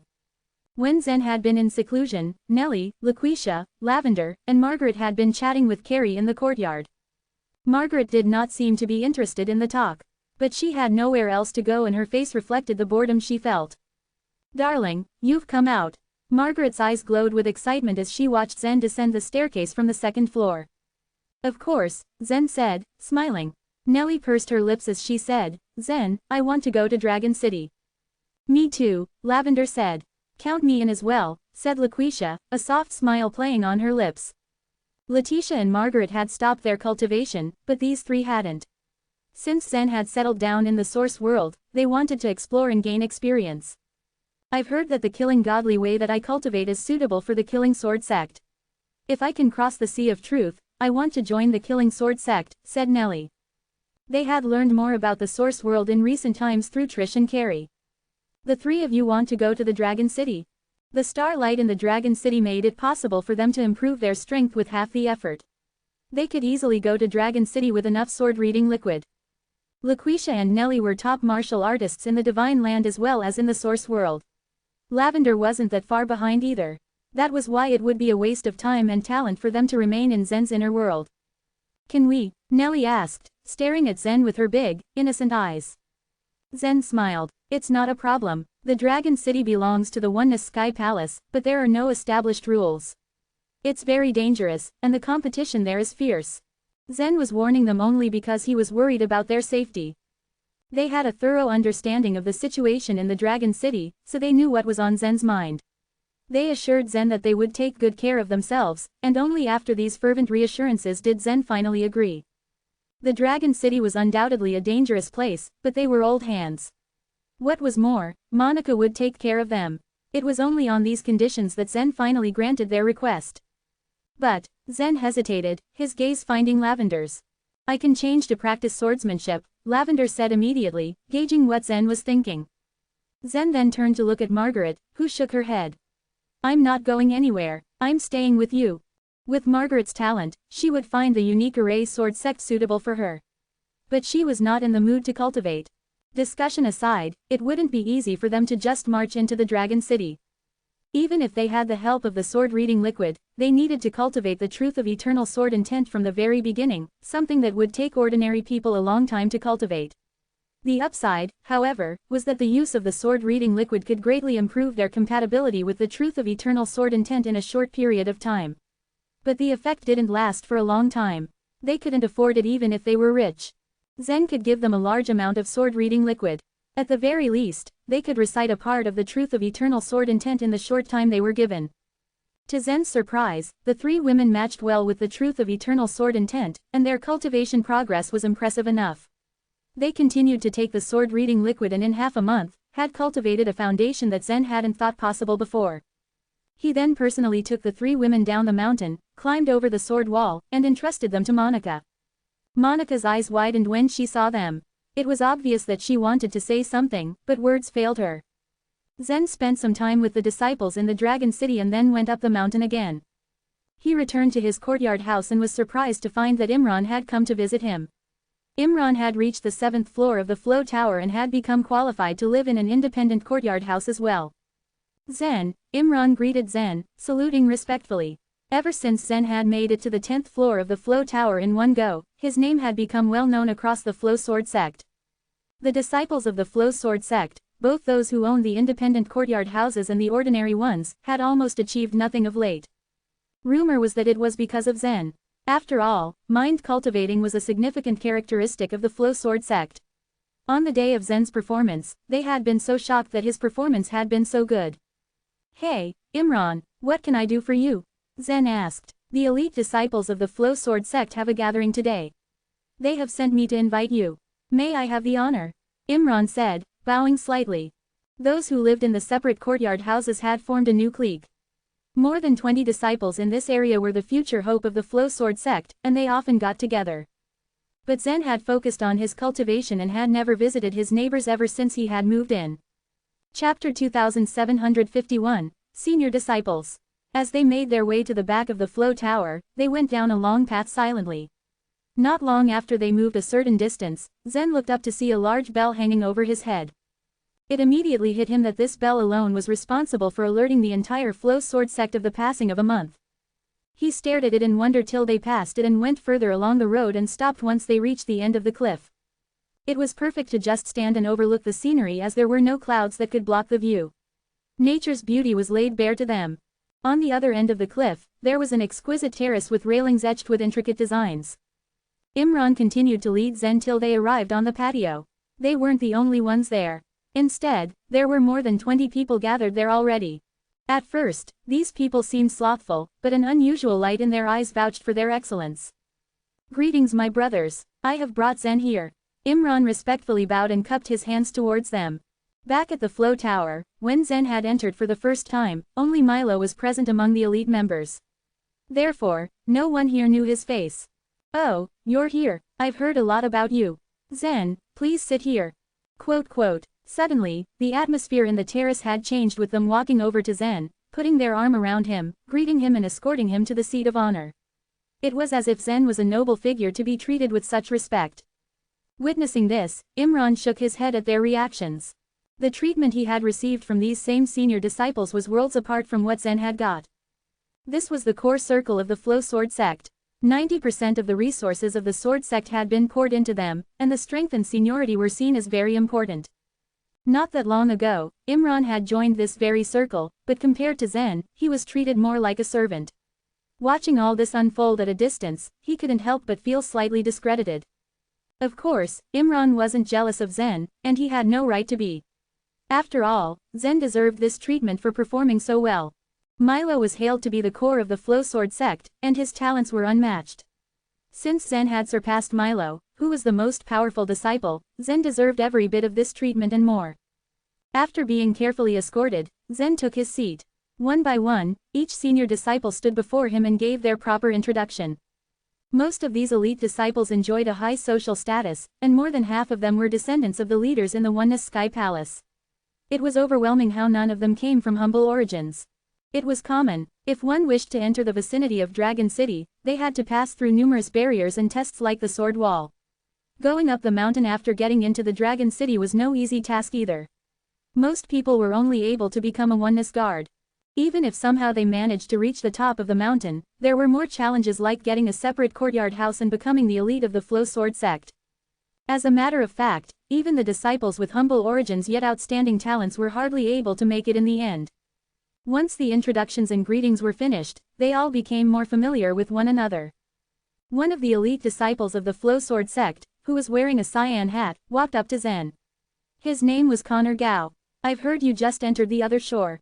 I'm amazed by how quickly you've progressed in such a short time. Zen had already reached the 4th stage of the other shore realm. Not only was he able to integrate with the strength god totem but also get much soul crystal on the other shore. Naturally, his aura had improved significantly. Upon hearing his remarks, Zen sat upright and fixed himself before speaking innocently. Yes, that is true. I explored the other shore just a few days ago and I have already entered the temple of the Oneness Sky Palace. So soon, you must have met with a golden opportunity, right? Otherwise, stage 4 of the other shore is not that easy to reach. It took me a lot of effort to get into the 4th stage. They began discussing among themselves and passed their individual remarks over Zen's achievements in shock. All of you flatter me. Zen chuckled, looking at their bewilderment. The elites that stood before him all originated from prestigious clans. It was true that it was challenging to get to the 4th stage of the other shore realm in such a short time. However, with enough soul crystal, it became a lot easier. Meanwhile, Makai Chu, another elite disciple sitting next to Zen, turned to him and spoke up, going through the 13 stages of the lust world is not difficult for us. However, leaving the lust world to the next world is a completely different thing. Connor got up and added to Makai's statement enthusiastically, exactly. Nowadays, soul crystal is rare to find and is extremely expensive. It's awfully challenging for one to surpass the lust world. Zen's eyes flashed as he listened intently to the discussions taking place before him, and he curiously asked the senior disciples, what's the price of the soul crystal? The soul crystal could directly increase the level of his soul of light, and Zen also needed it. When he was on the other shore, he didn't ask how much it was worth, and Dorothy didn't mention it either. If there was some way he could buy it from somewhere using his divine crystals, he would take advantage of it. He was even prepared to give away the legacies left to him by Chiyu. As Zen asked his question, all the senior disciples paused to look at each other with their brows raised, switching their gaze between Zen and themselves. Soon after, they broke out in explosive laughter. Helplessly watching their reaction, Zen leaned forward with curious eyes to ask, what are you laughing at? As long as you have enough soul crystal, you can pass through all the 13 stages of the lust world and reach the desire world, and your soul can advance to a higher level. It can be called as a holy pill. If anyone were to possess it, why would they want to sell it, Zen? Connor replied, wiping the tears from his eyes from laughing so hard. In fact, they were all surprised by his question. They all began to wonder whether the guy who was capable of instant enlightenment and who could go up to the 10th floor in the flow tower had any common sense at all. That's too exaggerated, Connor. Although very few people use it for sale, quite a few people are willing to use it for exchange. What's more, the Mice League has auctioned soul crystal before.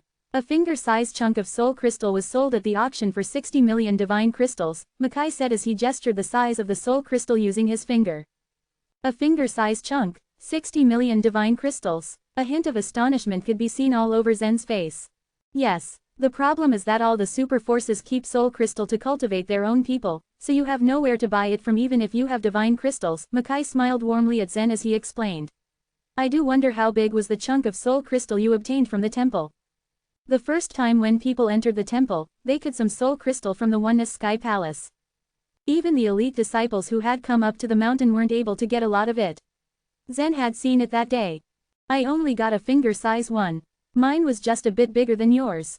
I heard that Milo had got 3 finger-sized chunks, someone whispered in the distance. Once everyone told their experiences, they all eyed Zen up patiently to hear his answer. These elites were well respected by the Oneness Sky Palace, yet they were given a finger-sized chunk of crystal on average. Zen rubbed his forehead and said, I've got a fist-sized chunk of soul crystal in the temple. He made it apparent by a gesture with his fist. Suddenly, the lively atmosphere faded away as the crowd went into pin-drop silence. After inhaling a few deep breaths, they began eyeing up Zen as though he wasn't human. The rareness of soul crystal was such that the quantity of stored soul crystal in the temple was probably only the size of a few fists. How could Zen get a fist of it alone for himself? After a while, Connor broke the silence and glanced at Zen with narrowed eyes. They said you were of humble origin. I don't believe it. If Connor were not an elite disciple of the Oneness Sky Palace and did dare to be disrespectful to Eastern Emperor Tai, he would have presumed Zen to be the illegitimate son of the Emperor. Seeing their reaction, Zen began to construct thoughts of his own. No wonder Dorothy said that I was well treated by the Flow Sword sect. But now, it seems that I could obtain a big chunk of soul crystal not because of my own performance, but because Athamar was looking out for me secretly. Even though Athamar seldom showed up at any event, it was apparent he was helping Zen out secretly. While everyone was still in a daze at their different fates, Connor quickly changed the topic. There is only one chance to take the soul crystal. It's also extremely difficult for elites like us to get more of it. But this time, there is another chance. I wonder if you are interested in it, Zen. Chapter 2752, The Seven Mountains Meeting. The soul crystal was so precious, and one had to pay a huge price to get their hands on it. Zen didn't answer the question. Instead, he asked, what kind of an opportunity are you talking about? Connor smiled as he said, the Seven Mountains Meeting. The Seven Mountains Meeting? Yes, said Connor. The Seven Mountains Meeting is held every 3 years. The elites of the Seven Mountains, the Oneness Mountain, Vastness Mountain, Bright Mountain, Azure Mountain, Ivory Mountain, Origin Mountain, and the Golden Mountain will gather together in the event. After the Oneness Sky Palace had been established, there had been the famous Seven Mountains Assembly that had laid the foundation for the Oneness Sky Palace. As the Oneness Sky Palace prospered, the elite disciples of the Seven Mountains began to imitate their predecessors and held a Seven Mountains meeting. The meeting was originally meant for the most outstanding talents of the Oneness Sky Palace to gather together and communicate with each other.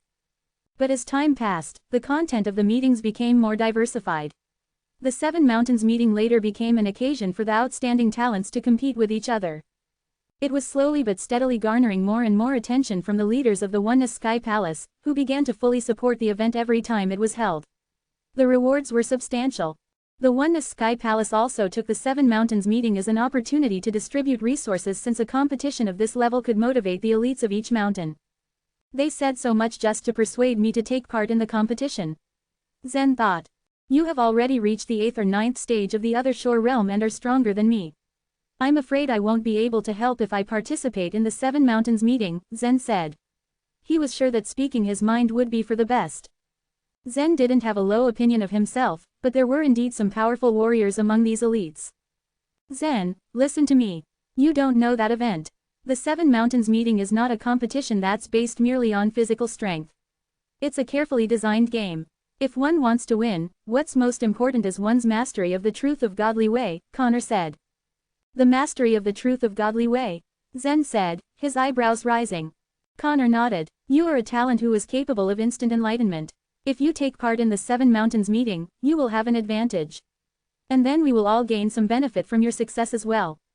But if that's the case, isn't Milo more suitable to take part in the competition? Zen asked. If he were being honest, Zen wasn't very interested in the Seven Mountains meeting.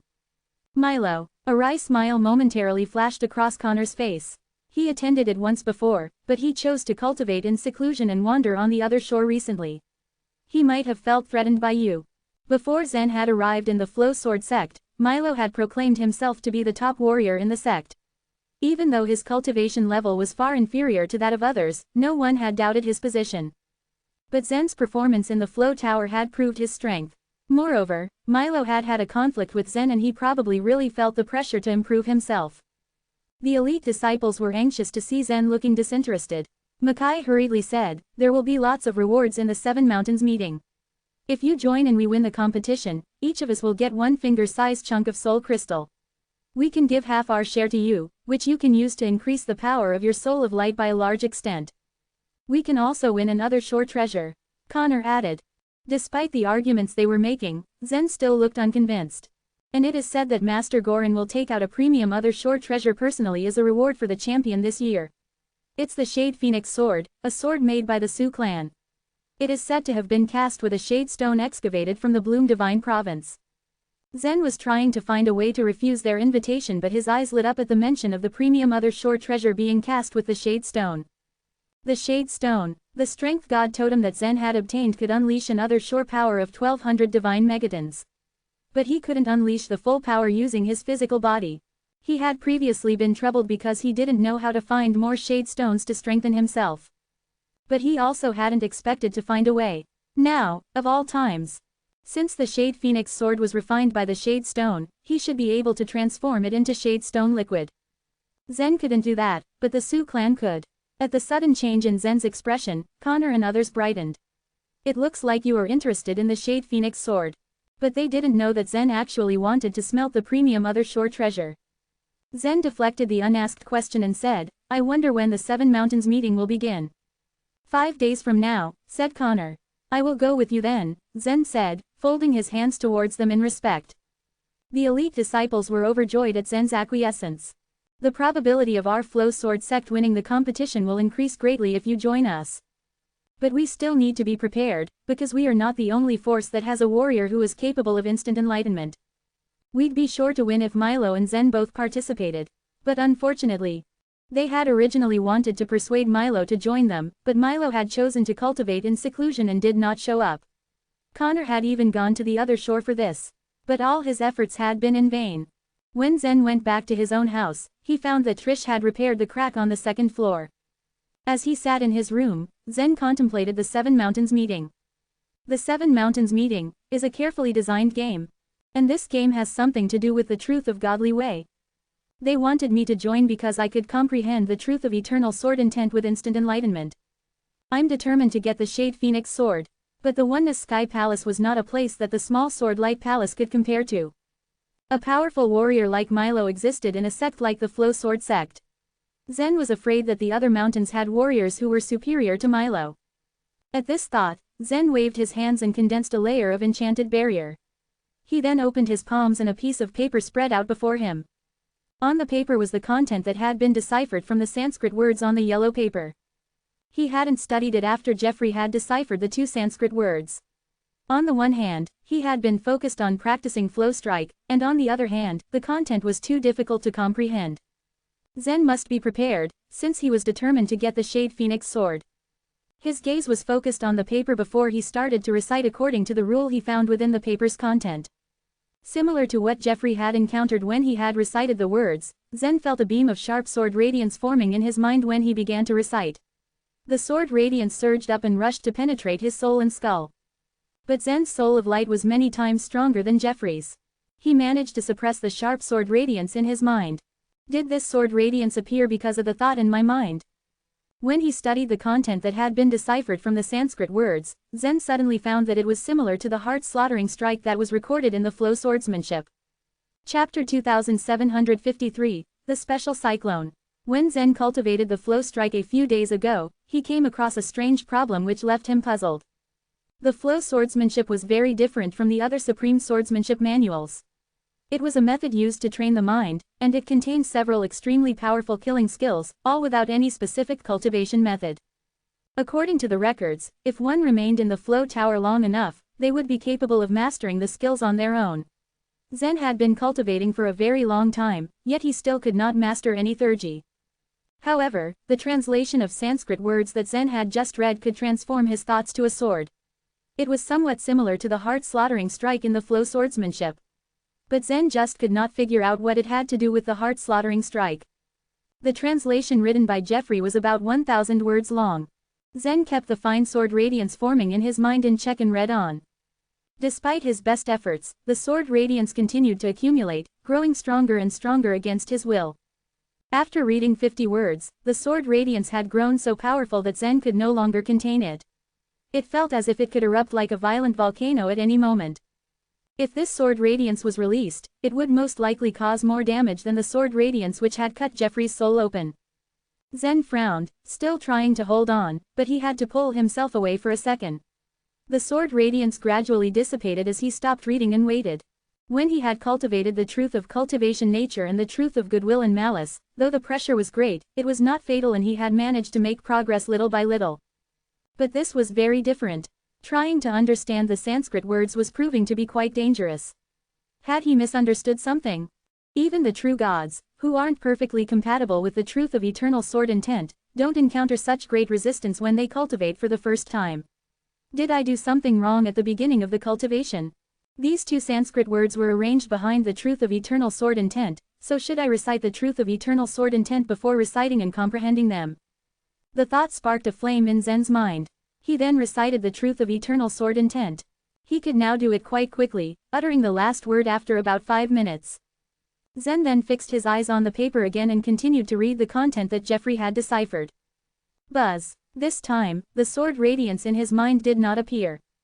Instead, an invisible cyclone began slowly rising up, bringing with it a peculiar feeling to Zen's heart. What's this? Although Zen was unsure what it was, he had a guess of what it could be. If he directly read the words translated from the Sanskrit words as they were, it would produce the sword radiance to attack him. And if instead he read those words after reciting the truth of eternal sword intent, the cyclone would appear. Both the cyclone and the sword radiance contained frightening energy. But to Zen, the cyclone now felt gentle and harmless. After a short pause, Zen began to read once more. The cyclone expanded as he did so and the pressuring power returned. After reading around 100 words, Zen could read no more. Even with the current strength of his soul of light, he still could not bear the pressure the cyclone exerted. Yet feeling it in his mind excited him. It appears that the two Sanskrit words do indeed follow the truth of eternal sword intent. Zen exclaimed. The truth of eternal sword intent and the truth of cultivation nature had never produced any special energy. These two kinds of truth were related to instructions on using and understanding the energy. They were different from the godly way's internal momentum. Now that a cyclone appeared, Zen naturally found something new and special. But how would one utilize the cyclone? Zen tried to get it out of his mind or transfer it to his sword, but after several attempts, he still got nothing but failure. Perhaps this cyclone is too weak. It hasn't completely taken shape yet, he speculated. Over the next 5 days, Zen tried making use of the cyclone or growing it further by reading more than 100 words. Still he failed over and over. However, every time he tried, he felt a change in the cyclone. He couldn't say what it was, but he felt it undeniably. This change was not any of Zen's doing. It felt as if this cyclone was like a living creature. When the cyclone dispersed, it even turned into countless tiny and intangible things which began to wander around. Moreover, it moved through the same route every time, but Zen couldn't understand why. 5 days later, Imran appeared in Zen's courtyard again. The 7 Mountains meeting was to be held today. Zen made some preparations and exited the courtyard with Imran. Where is the 7 Mountains meeting to be held? Zen asked. Please, follow me, Imran responded with a smile, ignoring Zen's question. After walking alongside these independent courtyard houses for a while, they saw that more than 20 people, including Connor, were waiting in the empty area before them. And in the middle lay the most exquisite flying ship Zen had ever seen. He had seen many flying ships before, but this one was abnormally luxurious. The outer layer of the flying ship was embedded with a smooth shell, the railing wrapped with a delicate fabric embedded with the gold threads. This was truly beautiful beyond what he imagined a flying ship could be. These elites of the Flow Sword sect were both gifted and from the rich clans. Zen, this way please, Connor said with a smile as he made a welcoming gesture. Once everyone had boarded the flying ship, it trembled slightly before flying off at blinding speed. When it reached the midair, a honeycomb-shaped enchanted barrier suddenly appeared in the sky. It was the enchanted barrier of the Oneness Mountain. Not just any flying ship could go in and out of the Oneness Mountain without permission. If one tried to break in by force, the flying ship would be smashed to a million pieces. When they passed the enchanted barrier, 2 more flying ships flew out from the Oneness Mountain, each moving to fly on either side of the ship Zen was in. At the same time, the young men in the 2 flying ships whistled loudly. "You are filled with the fighting spirit this year, Connor. I don't see Milo. Is he too much of a coward to attend the competition? If he doesn't come, it's probably best for your Flow Sword sect to give up." The men on the 2 flying ships burst into laughter. Hearing the taunts, the elite members of the Flow Sword sect were displeased.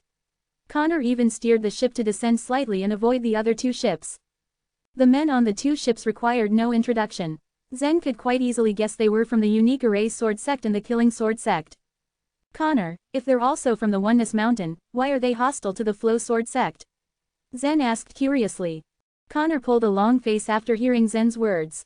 Finally he said with a smile, "The Oneness Mountain is the dominant mountain of the Oneness Sky Palace. The 3 sword sects are just competing for their own interests. This keeps the balance in the mountain. If the 3 sword sects join hands, no other mountains could compete with them. Thus the 3 sword sects also compete with each other."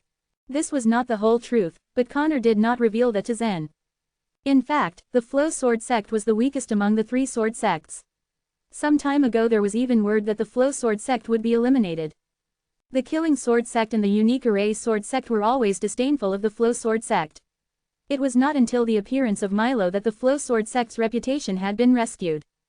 However, Milo had no intention of taking part in the 7 Mountains meeting. That was why Connor hastily searched for Zen to participate in this competition. Chapter 2754, Elvenia. The center of the Bloom Divine Province was circled by massive mountains with razor-sharp peaks. As one approached the Vastness Mountain's location, the long and narrow mountain range sloped down sharply. To the side of the Origin Mountain lay the Dragon City. Its name was derived from how, from a bird's eye view, the mountain range resembled a coiled dragon, poised to strike.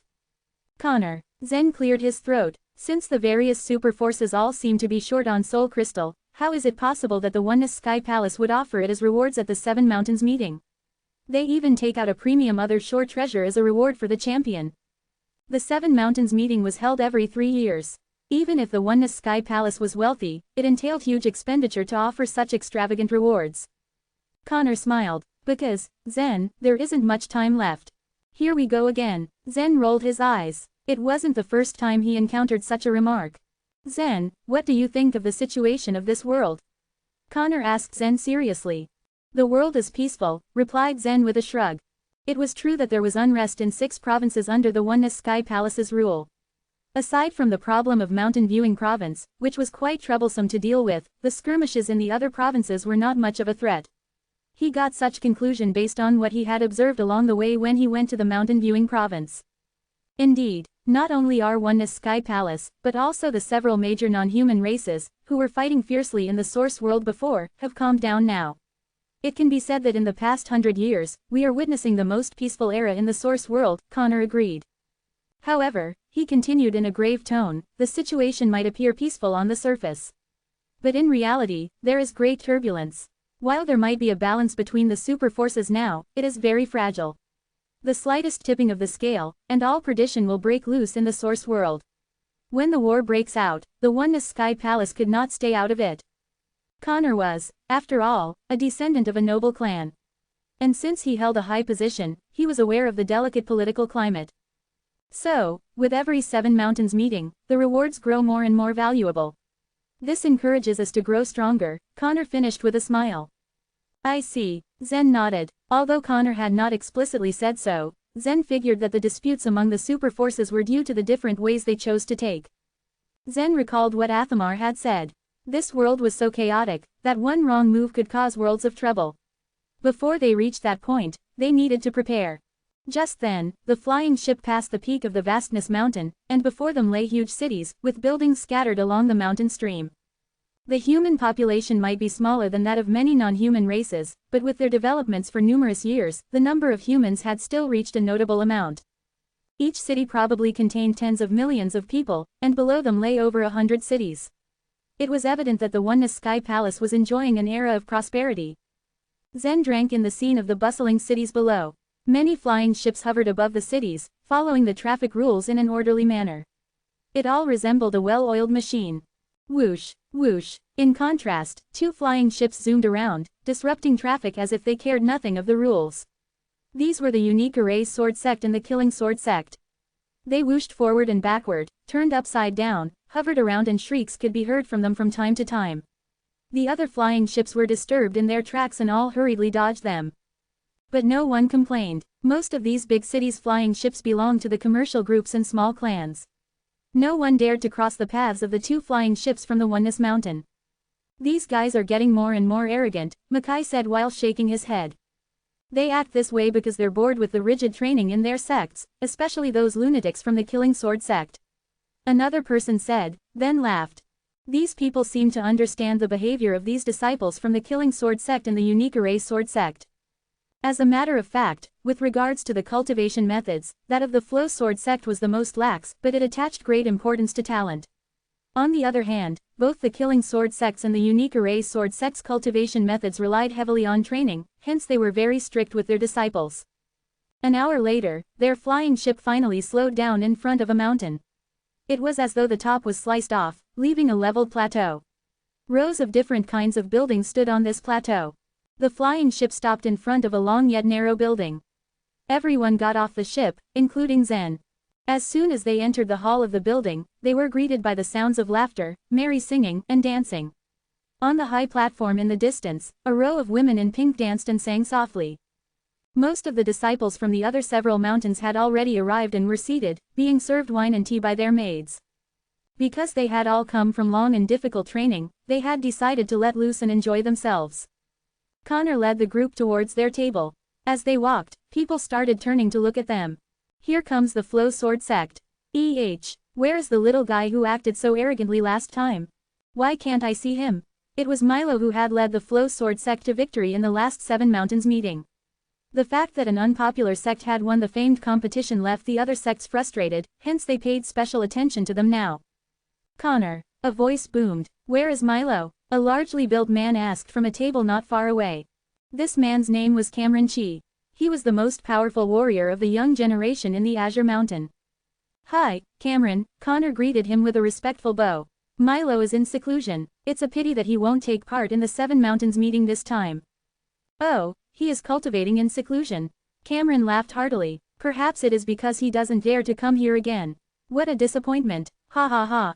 The people around Cameron Chi all burst into laughter as well. Milo's absence to this competition actually came as a relief to them, but to save face, they pretended to be disappointed. As soon as the elites of the Flow Sword Sect took their seats, the warriors of the Killing Sword Sect and the Unique Array Sword Sect arrived. Emanating a powerful aura, they too attracted the attention of those in the hall. Only then did Zen realize that the tables were all arranged in a fan-shaped formation. However, the seats in the front row were empty. With his curiosity piqued, Zen turned to Connor and asked, all the elites of the 7 Mountains have already arrived. Why there are still empty seats? Those are the seats for the direct descendants of each mountain, Connor replied. The direct descendants of the Oneness Sky Palace were the direct descendants of the masters of each mountain. They didn't join any sword sect, and simply enjoyed a high status. Direct descendants. Is Dorothy a direct descendant of the Origin Mountain? Zen pondered silently. When Zen and Dorothy were bargaining with Wilfred in the Truth Library, she had mentioned her grandmother and the Origin swordsmanship. If he guessed right, Dorothy might be the direct descendant of the Origin Mountain. Zen quietly wondered whether she would show up today. Just then, he felt a chill coming from the gate. Just as he turned to look where the chill was coming from, an elegant woman in a long dress slowly walked in, flanked by 10 guards. She looked extraordinarily stunning, but her face was cold as ice, as though she did not know how to smile. As she walked, cold air surged, causing the ribbons on her dress to dance and flit. The moment she entered, a hush fell over the hall. Everyone turned to look at her in silent awe. Connor leaned subtly to Zen and said in a low voice, "That is Elvinia, the youngest daughter of Eastern Emperor Tai. It is said that she was brought back from the Divine Lair." The Oneness Sky Palace had 7 branches, which were the 7 mountains, but Eastern Emperor Tai was the head of the Oneness Sky Palace. Since Elvinia was the daughter of Eastern Emperor Tai, she served as the legitimate heir. Chapter 2755, The vastness mountain. Connor's words registered. Zen, taken aback, asked, doesn't the divine lair belong to the Sun Crow race? How could the girl have been brought back from the divine lair? You might not know this, but Eastern Emperor Tai was once a good friend of Emperor Charm. They only became enemies later in life, explained Connor, shaking his head. Eastern Emperor Tai and Emperor Charm used to be on good terms. Because they had chosen different paths, their differences ended up destroying their friendship. The Seven Mountains meeting is to be held today. Let's not talk about this, whispered Connor. Among the descendants of all the mountains of the Oneness Sky Palace, Elvenia is one of the two beautiful ones. Who is the other one? Zen asked curiously. Her name is Dorothy from Origin Mountain. She is the opposite of Elvenia, lively and enthusiastic. She is very cute, as opposed to Elvenia's cold demeanor, Connor said with a chuckle. Zen raised his eyebrows in surprise. He didn't know Connor thought so highly of Dorothy. As Elvenia slowly made her way to her seat, the elites of the mountain stood up and saluted to her. Your Highness, greetings. Elvenia remained cold and expressionless, as though she hadn't heard them. Ignoring everyone, she took the seat of honor on the front row. After Elvenia took her seat, some other people arrived. It was three direct descendants of the Azure Mountain. The three young men curtly greeted their acquaintances and then took their seats. Other people followed. These were the direct descendants of Ivory Mountain and Golden Mountain. Once everyone had been seated, a voice suddenly chirped excitedly. Dorothy, long time no see. Another voice followed suit. Dorothy, I haven't seen you in 2 years. Your cultivation base has improved greatly. Zen turned around just in time to see Dorothy enter. She was wearing a dainty pink dress, which complemented her perfectly. She looked both vivacious and intelligent. She was not as arrogant as Elvenia. She treated her friends the same and was popular in the Oneness Sky Palace, and even the elite warriors were fond of her. If anyone dared to talk to Elvenia in this chummy way, they would be in big trouble. Dorothy waved her hand at everyone in a friendly manner, then proceeded to strut to her seat. Ah, Dorothy from Origin Mountain has arrived. I'll go and greet her. Connor's eyes flashed excitedly as he said this. As Dorothy approached her seat, her head kept swiveling as she searched the tables for Zen. She knew that, with Zen's abilities, he should be eligible to participate in the Seven Mountains meeting. But it was probable he was unwilling to come. As she saw Connor standing up from his seat, her eyes landed on what she was looking for. She smiled and approached them. Dorothy, nice to see you, Connor said giddily, grinning from ear to ear. He hadn't expected her to come to him. Dorothy nodded to him as a greeting. Then, she walked past him and sat directly next to Zen. Smiling at him, she cried, I knew that you would come. Zen smiled calmly in return. I was wondering if you would come. Of course I would. The Seven Mountains meeting is fun. And it takes place only once every 3 years. How could I have given up this opportunity? Dorothy said with a twinkle in her eye. She punched him playfully. Connor's jaw dropped to see her acting so casually with Zen. You two know each other. Connor wasn't the only one who was shocked. At the other tables, the other elite disciples whispered amongst themselves, confused as to how they knew each other. Although Dorothy was easygoing, she was noble. She had never been so intimate with others. Is it strange that we know each other? Dorothy asked nonchalantly. Connor's face fell. With a bitter smile, he replied, Nah, it's not. All the other male warriors groaned internally at the sight of the beautiful Dorothy getting cozy with Zen. Dorothy, aloof to everything that was happening around her, immediately turned to Zen with a concerned look. Have you merged with your other shore token? Zen nodded. Then, how powerful are you now? Dorothy asked. As they were whispering, another group of people entered the hall. Marco is here. This way, please. This group of people were from the Vastness Mountain. Marco, the man leading the group, was garbed in black robes, his eyes flashing energetically. Over the years, the forces of the Vastness Mountain had rapidly grown in strength. It used to be the weakest of the 7 mountains, now, it was roughly on par with the Origin Mountain. Marco beamed at the crowd as he strolled in, his teeth sparkling. When his gaze fell on Dorothy, his look softened. However, when he saw Zen seated next to her, his smile disappeared, his expression darkening. After returning from the other shore, Marco had sent someone to find out about Zen's background. The man had returned with very little information. Although he knew that Zen had entered the Dragon City before, and that he had been to the Flow Sword sect, Marco knew nothing else about him. Generally speaking, this kind of information should have been secretly kept by the Oneness Sky Palace. Apparently, someone had deliberately erased it. This didn't sit well with Marco. He decided he would definitely make trouble for Zen. However, now that Zen had become a disciple of the Flow Sword sect, it would be difficult for Marco to deal with him. Even if he was the true son of the master of the Vastness Mountain, it would be a grave mistake for him to offend the Flow Sword sect. His eyes flitted from Dorothy, to Zen, to Connor, who sat next to Zen. Without hesitation, Marco was able to identify this mysterious figure next to Dorothy was Zen. He had been expecting to see him for a long time. Marco suddenly walked over to Dorothy. Connor bowed to him. "Marco, what can I do for you?" "It's none of your business." "Get lost," said Marco coldly. Heads swiveled as everyone turned to watch the drama unfold. Recently, the Vastness Mountain had proposed an arranged marriage with the Origin Mountain. The latter had declined. This resulted in great tension between the two mountains. While they tried to keep this issue hush, everyone in the room knew about this matter. Even Elvinia, who had been aloof this whole time, turned her head towards the commotion, her eyes narrowing in curiosity. "Today is the Seven Mountains meeting. I don't want to see you here. Get out of here," Marco said to Zen in a boisterous and haughty tone. Dorothy rushed to Zen's defense. "Marco, how dare why? What if I don't want to get out of here?" Zen, remaining seated, calmly interrupted Dorothy. "You are in no position to say no." A grim smile flickered across Marco's face, making him even more arrogant. When the others saw his expression, they all knew that the matter wouldn't end up well. Connor, Mackay and others exchanged glances anxiously. There were more than 20 of them from the Flow Sword sect. Among them, Connor, being in the 13th stage of the Other Shore Realm, was the strongest. Most of the others were in the 8th or 9th stage of the Other Shore Realm. Mackay had reached the 11th stage. But even Connor didn't have the guts to offend Marco, the son of the master of the Vastness Mountain. Chapter 2756, Throw Him Out. Zen was a disciple of the Flow Sword sect. Connor and the other Flow Sword sect disciples had invited him to attend the Seven Mountains meeting. Eventually, Connor bit the bullet and said, "Young Master Marco, Zen is an elite disciple of the Flow Sword sect. He is here to take part in the Seven Mountains meeting. You have no right to chase him out like this. Cut the garbage." Marco did not care to hear any of Connor's words, he had no time for them. He would not only chase Zen out, but also find a chance to beat him up.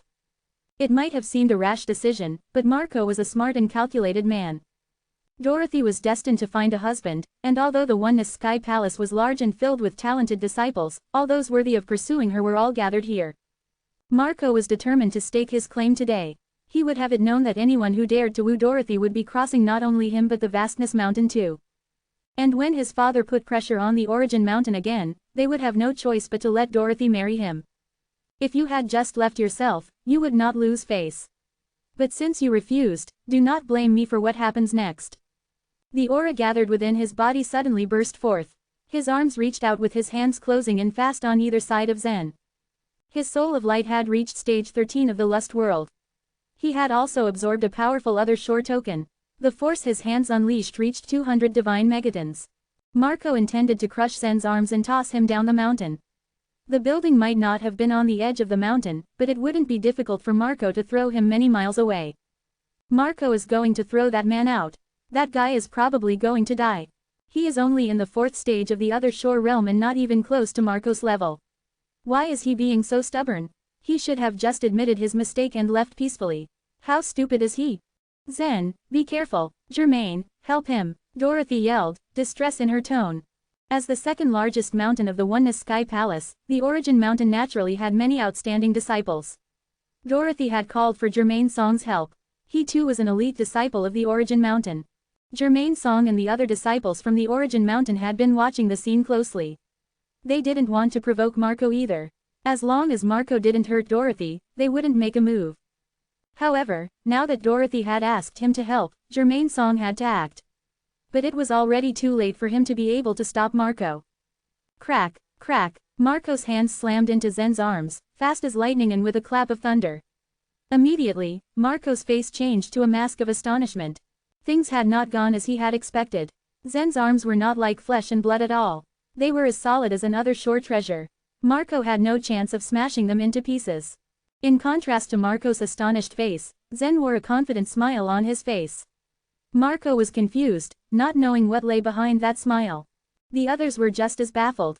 It appeared as though Marco was embracing Zen as a long-lost friend. Zen then twisted his arms slightly, sliding out of Marco's grips and now grabbed Marco's arms tightly. Marco tried his best to resist, but Zen's strength exceeded all his expectations. He was helpless. A foreboding swirled in Marco's stomach. He clenched his teeth hard and warned unconvincingly, "How dare you?" Before he could finish his warning, the sky and earth began spinning around. An intense force pushed him as the tables, the chairs, the beams, the eaves, the flying ships, the river, and the peak were all shrinking in the distance. He continued to fly further and further. The hall was unusually quiet. It was almost unsettling. The girls on the stage had also stopped dancing. Everyone looked at Zen, astounded and befuddled. Ignoring their backgrounds, Marco was still much stronger than Zen. What just happened defied everything they knew. Somehow, Marco had been thrown out instead of Zen. Ha ha, Elvenia, who was sitting in the front, flashed a rare smile. She didn't try to stop the fight, but looked at Zen with interest. The rest remained silent. When Zen started to move, they all understood that he was not as simple as he looked. Zen had only reached the 4th stage of the Other Shore realm, but the Other Shore token he had fused with must be extraordinary. The power that he had just released was obviously far beyond Marco's.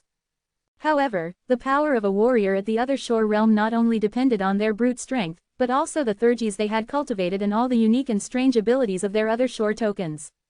Marco had underestimated Zen greatly and paid the price for it.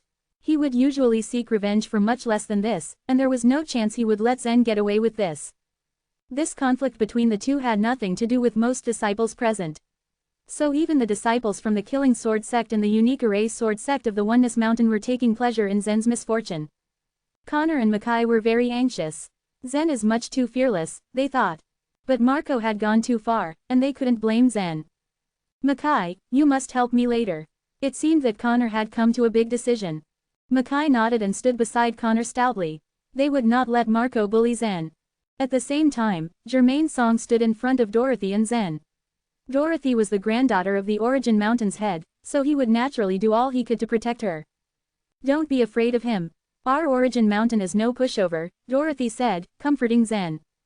Zen didn't know whether to laugh or cry on seeing how much she cared about him. He then said, "Everyone, I am grateful for your kindness. Marco's target is me and me alone. I will deal with him on my own. You need not confront him." With that, he walked past Connor and Jermaine Song and stood in the open space in the hall. Zen. Dorothy's eyes were slightly red. She saw Zen as too confident in himself. Marco was a direct descendant of the Vastness Mountain's head, and his talent and strength were both incredibly formidable. He was a tough opponent that could not be underestimated. But Zen was confident and felt he did not need any protection. Dorothy didn't dare to force him. She knew there was no changing his mind now. Many people shook their heads when they saw that Zen intended to face Marco alone. Marco was careless, that's the only reason he was caught off guard and thrown out. Does this bloke really think he has the ability to stand up to Marco? If Marco takes this seriously, this guy will pay with his life. Before long, a horrifying aura emerged from outside the building. Marco appeared at the gate. He was covered in dust and rubble, looking a real mess. But the expression in his eyes was sharp and murderous and filled with fury. He was thrown out by a nobody in public. As the son of the leader of the Vastness Mountain, he was humiliated. This could not stand. Swoosh. With a crisp sound, Marco drew his sword. The green sword shone coldly. 3 dots of light began floating out of his head like ghosts. They circled gently several times, like little butterflies, before landing and merging into his sword. Chapter 2757, Inside the Mountain. That Other Shore token, it appears to be a mysterious type, Spirit's Trinity. Quote. Isn't Marco's Other Shore token that blood hand? He accidentally obtained this Other Shore token in the Seclusion Temple last year. Among all the Other Shore tokens, the mysterious type was the most special. Many Other Shore tokens of the mysterious type possessed incredible abilities. If used properly, they'd be pretty much invincible. Zen acted swiftly when seeing Marco's 3-colored long sword. He waved his hand and grasped Snow Sword at once, ready for anything.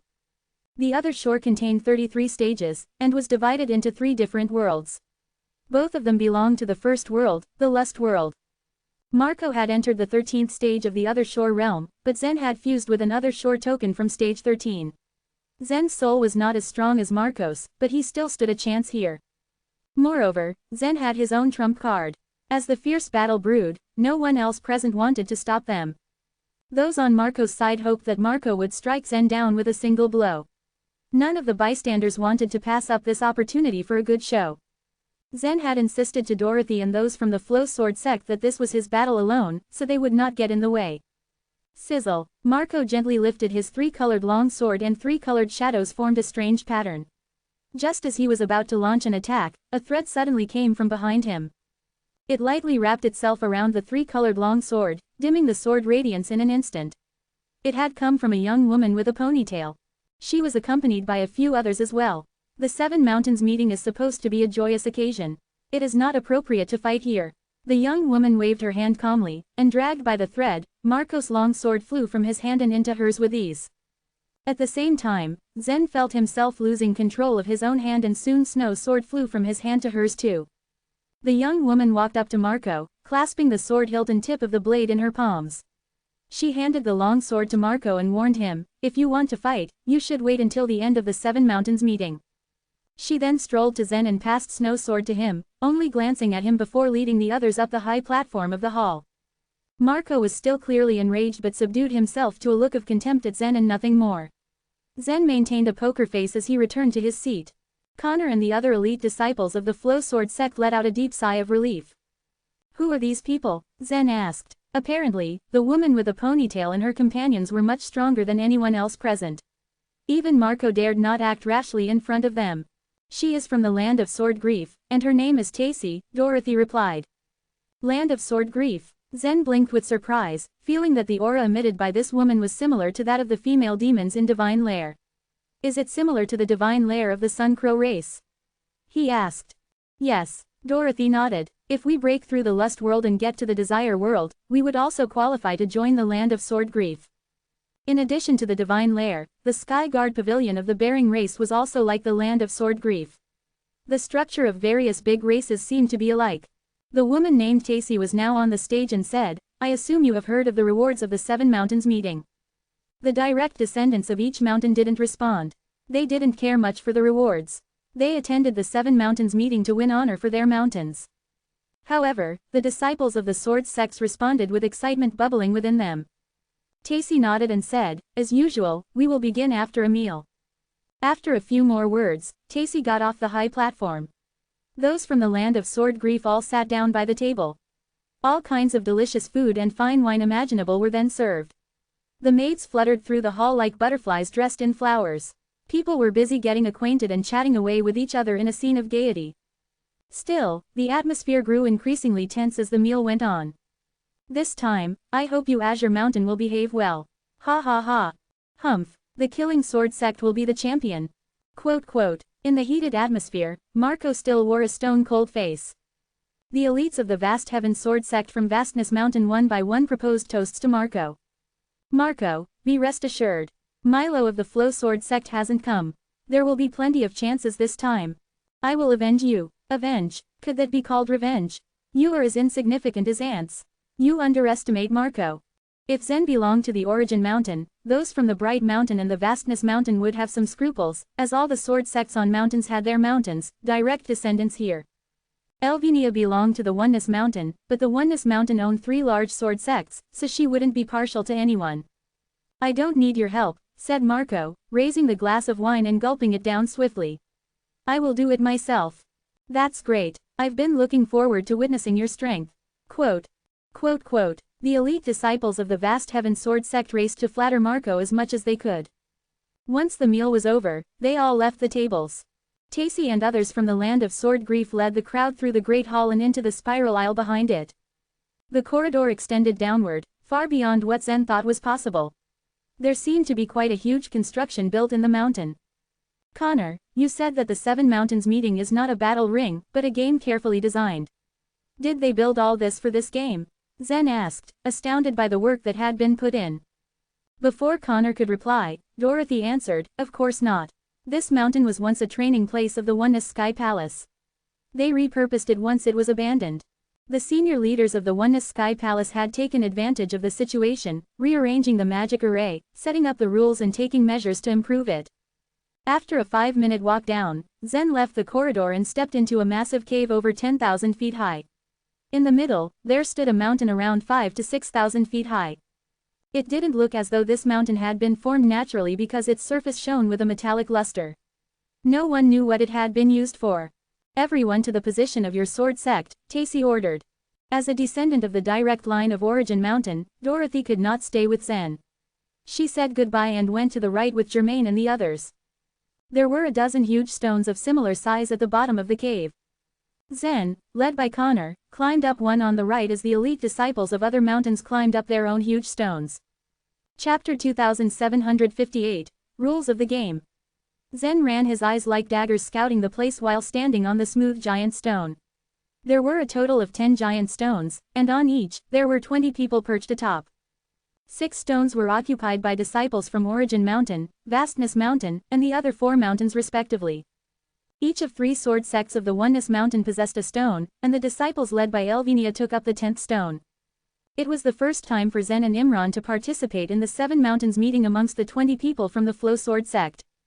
As they took their time to adjust to the situation, Connor turned towards both of them and said, "Have you two been proficient in employing the other shore power?" "I'd say I'm decent with it," Imran answered in all seriousness. "You don't have to worry, I have too," Zen said as he nodded in response. Of course, a person who was able to be recognized as an elite disciple by the Flow Sword sect was by no means ordinary. "This stone we're standing on is very heavy. We have to work together to use 100 divine megatons of force to lift it up later. At that time, it will depend on everyone's efforts." Connor briefed them on what they had to do. "Wait, what? We have to lift it up?" Imran blinked aggressively and stared at Connor in shock. They had to use 100 divine megatons of force to lift the stone up. Going under it to raise it up together would be no problem, but how could they lift it while standing on top of it, knowing the surface was smooth? "Okay, here's the plan. All of us need to work together to fix ourselves on the stone and then ascend in the air with all our might." Connor paused for a moment to process it in his thoughts, and then he added, "It would be better if you have cultivated the might godly way. In that case, you can easily control your strength." "The might godly way?" Zen blinked with curious eyes while listening to the briefing. "Why do we have to lift this stone up?" Hearing Zen's question, Connor pointed to the small metal mountain in the distance and said, "The rule is actually very simple. Do you see the top of that mountain?" Zen and Imran glanced in the direction of Connor's hand in unison. There were 3 small plates on the top of the metal mountain. Each of them differed in heights. "We have to put this stone on the top place to win first plate. If we place it on the second plate, we'll end up in second place, and the same goes for the third one." Explaining the rules made Connor remember the events of the last time they competed. He chuckled and said, 3 years ago, Milo just entered the other shore realm. His strength was quite weak, but he managed to turn the tables on his own. He took the stone and put it on the first plate. Zen blinked his eyes and asked, "Then let's pull this stone and compete with them to see which stone reaches the top of the mountain first. Will that help us win the first place?" "No, you've got it all wrong." Connor shook his head and glanced at Zen. "The mountain is divided into 3 layers. First, we'll have to take this stone and rush to the first layer to get a weight rune. Then the weight of the stone will double. This is where it gets hard. After we climb to the second layer and get the second weight rune, we can rush to the top of the mountain." "Okay, I get it now." Zen gave him an acknowledging nod. This was like a dragon boat race, in which people of the same team worked together to reach all 3 destinations. The first group that reached the final destination would be granted as the victor. However, the road to win wasn't easy. Throughout their conquest to victory, the disciples from other mountains would attack them to hinder their progress. This seems to be a contest of pure strength. "But Connor, you said that the truth of eternal sword intent would determine the results of the game. Why would you say that?" Zen furrowed his brows in confusion. After all, the reason why Connor had invited Zen to participate in the 7 Mountains meeting was that he had heard that Zen was capable of instant enlightenment. But after learning the rules of the game, Zen found this game had nothing to do with the instant enlightenment or the truth of godly way. At his concerns, Connor smiled warmly and responded, "Zen, have you heard of the Imperial Sword Seal?" Athamar's Imperial Sword Seal was quite famous, as it proved useful on many different occasions. In terms of strength, Athamar was not the strongest among the Oneness governors. But the ability of his other shore token alone was capable of raising the entire power of the Oneness Sky Palace to a higher level. For instance, the Grand River Fortress in the Mountain Viewing Province was deemed impregnable. Not only did it depend on the powerful sword array, but also on the several lofty swords placed by Athamar. When an Imperial Sword Seal was applied on a sword, Two conditions determined the overall strength and its effects, the grade of the sword itself and the truth of godly way released by the sword's owner. Therefore, the sword's owner could cause severe damage despite not being strong. The truth competition of the Sword Light Palace actually had a different use of the Imperial Sword Seal. Unfortunately, the Sword Light Palace was unqualified to wield an Imperial Sword Seal. Thus, the palace had to make do with the lofty sword instead. Of course I have, Zen said as he grinned in response. After all, he possessed an Imperial Sword Seal that was personally crafted by Athamar himself. There is something similar to the Imperial Sword Seal on the stone. If you don't want this stone to become a burden, you will need to use it properly. You'll understand it soon enough, Connor said as he patted Zen on the shoulder. At this moment, Tacy and the people from the land of sword grief flew in the sky to assume their positions. They made their way to the top of the mountain. Suddenly, Tacy's voice echoed in the vast cave, and resonated in everyone's ears. Although it's not the first time you all are participating in this game, I still need to make some rules clear. The first one is that the stones under your feet are not allowed to touch the ground once you've lifted them up. The second is that you can only use the stones under your feet to dash against the others. You are not allowed to attack one another by using your thurgies. If any one of you breaks any of the rules, you will be eliminated immediately. After briefing everyone about the rules, she waved her hand in the air gently. At this gesture, tiny threads began to spring out from her fingertips and spread in all directions. On the surface of the small metal mountain in the cave, many intricate patterns further divided the mountain into 3 layers.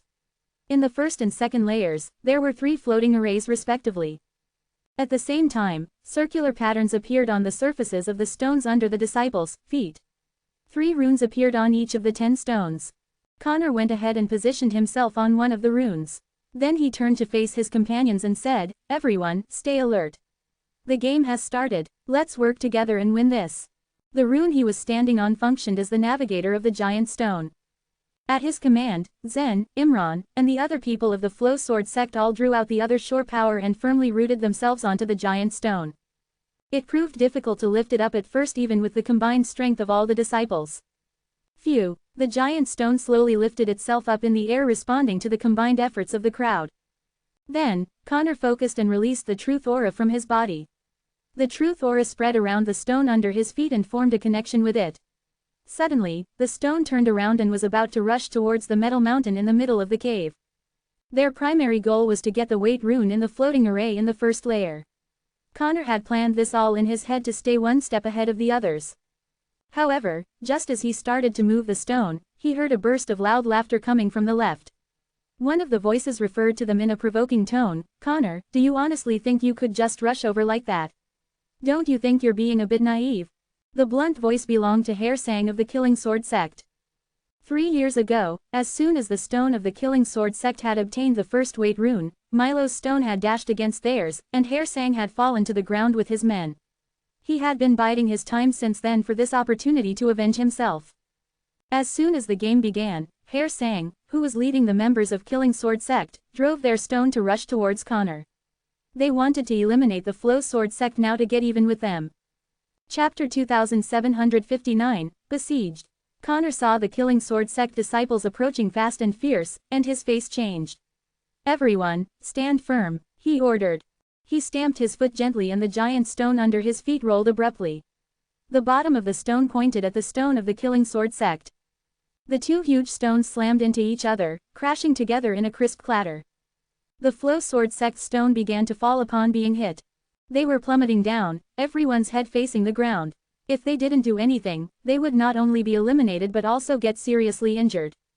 It was certainly no picnic being smashed by a stone that contained 100 divine megatons of force. Connor bit down hard and released the truth aura once more. The giant stone was only about 5 feet from the ground, everyone's head only half a foot away from crashing into the ground. They all flinched to protect their heads from being crushed like watermelons. "Rise," Connor bellowed. The stone turned back over, the bottom almost touching the ground itself. "Whoa, that was really close.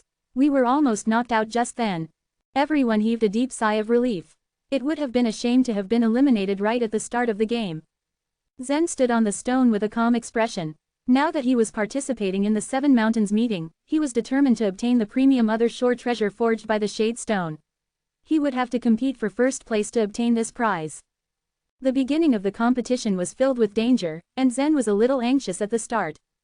After all, it was the first time that he had attended the game. Connor was much more experienced, so Zen had to let him control the stone. The Flow Sword sect was not the only one engaging in a fight with another sect. Bang, clap, boom, the collisions of the stones echoed like rolling thunder throughout the cave. No matter who rushed toward the metal mountain, they could be certain there were other sects, stones to block their way. Even the stone Elvinia stood on was challenged by another sect. However, the competition had just begun and everyone was still showing a fair bit of restraint. As the collisions continued, the giant stones that were originally scattered around the cave were now coming closer and closer to the metal mountain and to each other. Naturally, the tension only thickened. Whoosh, Hair from the Killing Sword sect had almost succeeded in eliminating the Flow Sword sect just now. He had a look of triumph spread across his face, very pleased with himself. Ha ha, without Milo, do all members of the Flow Sword sect become losers? In that case, there's no need to struggle. Just give in and quit now. Hair yelled, laughing heartily. The elite members of the Killing Sword sect released their other shore power again. Their giant stone accelerated towards the Flow Sword sect stone from behind once more. Seeing this giant stone was about to bash into them again, Connor snorted in annoyance. With a slight twist, the rear of their giant stone was now aimed at the Killing Sword sects.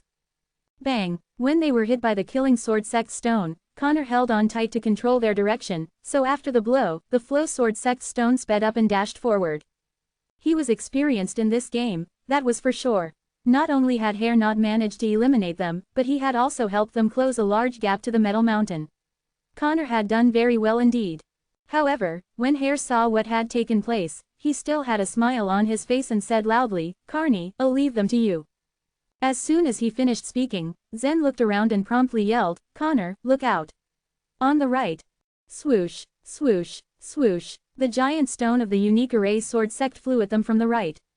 The rule of the game was to fight alone, but it didn't mean that one was not allowed to join hands with another. But even if a few sects united, at the end, there would be only one winner. As the champion of the last 7 mountains meeting, naturally the Flow Sword sect attracted the most attention from everyone else. They were being singled out as the one to beat. The man controlling the unique array sword sect stone was called Carnizuo. Connor's worry ramped up again when he saw the unique array sword sect stone charging at them. He knew something had to be done and so he turned and shouted, "Makai." Makai walked into the second rune on the stone and released his Truth of Eternal Sword intent, just as Connor had done before. Buzz! The rune beneath his feet gave off a purple light and the stone began to shudder wildly. In an instant, their speed was doubled and they sped out, avoiding collision with the unique array sword sect stone. The first rune is to control the direction of the stone, and the second is to accelerate it. I wonder what the third is used for, Zen wondered as he watched in silence.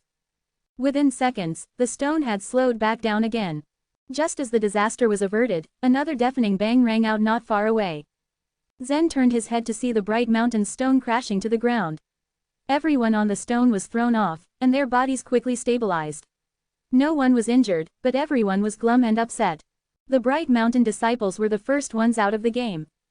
And it was none other than Elvinia who had eliminated them. She sat on the rune of the stone and looked down at the embarrassed Bright Mountain disciples.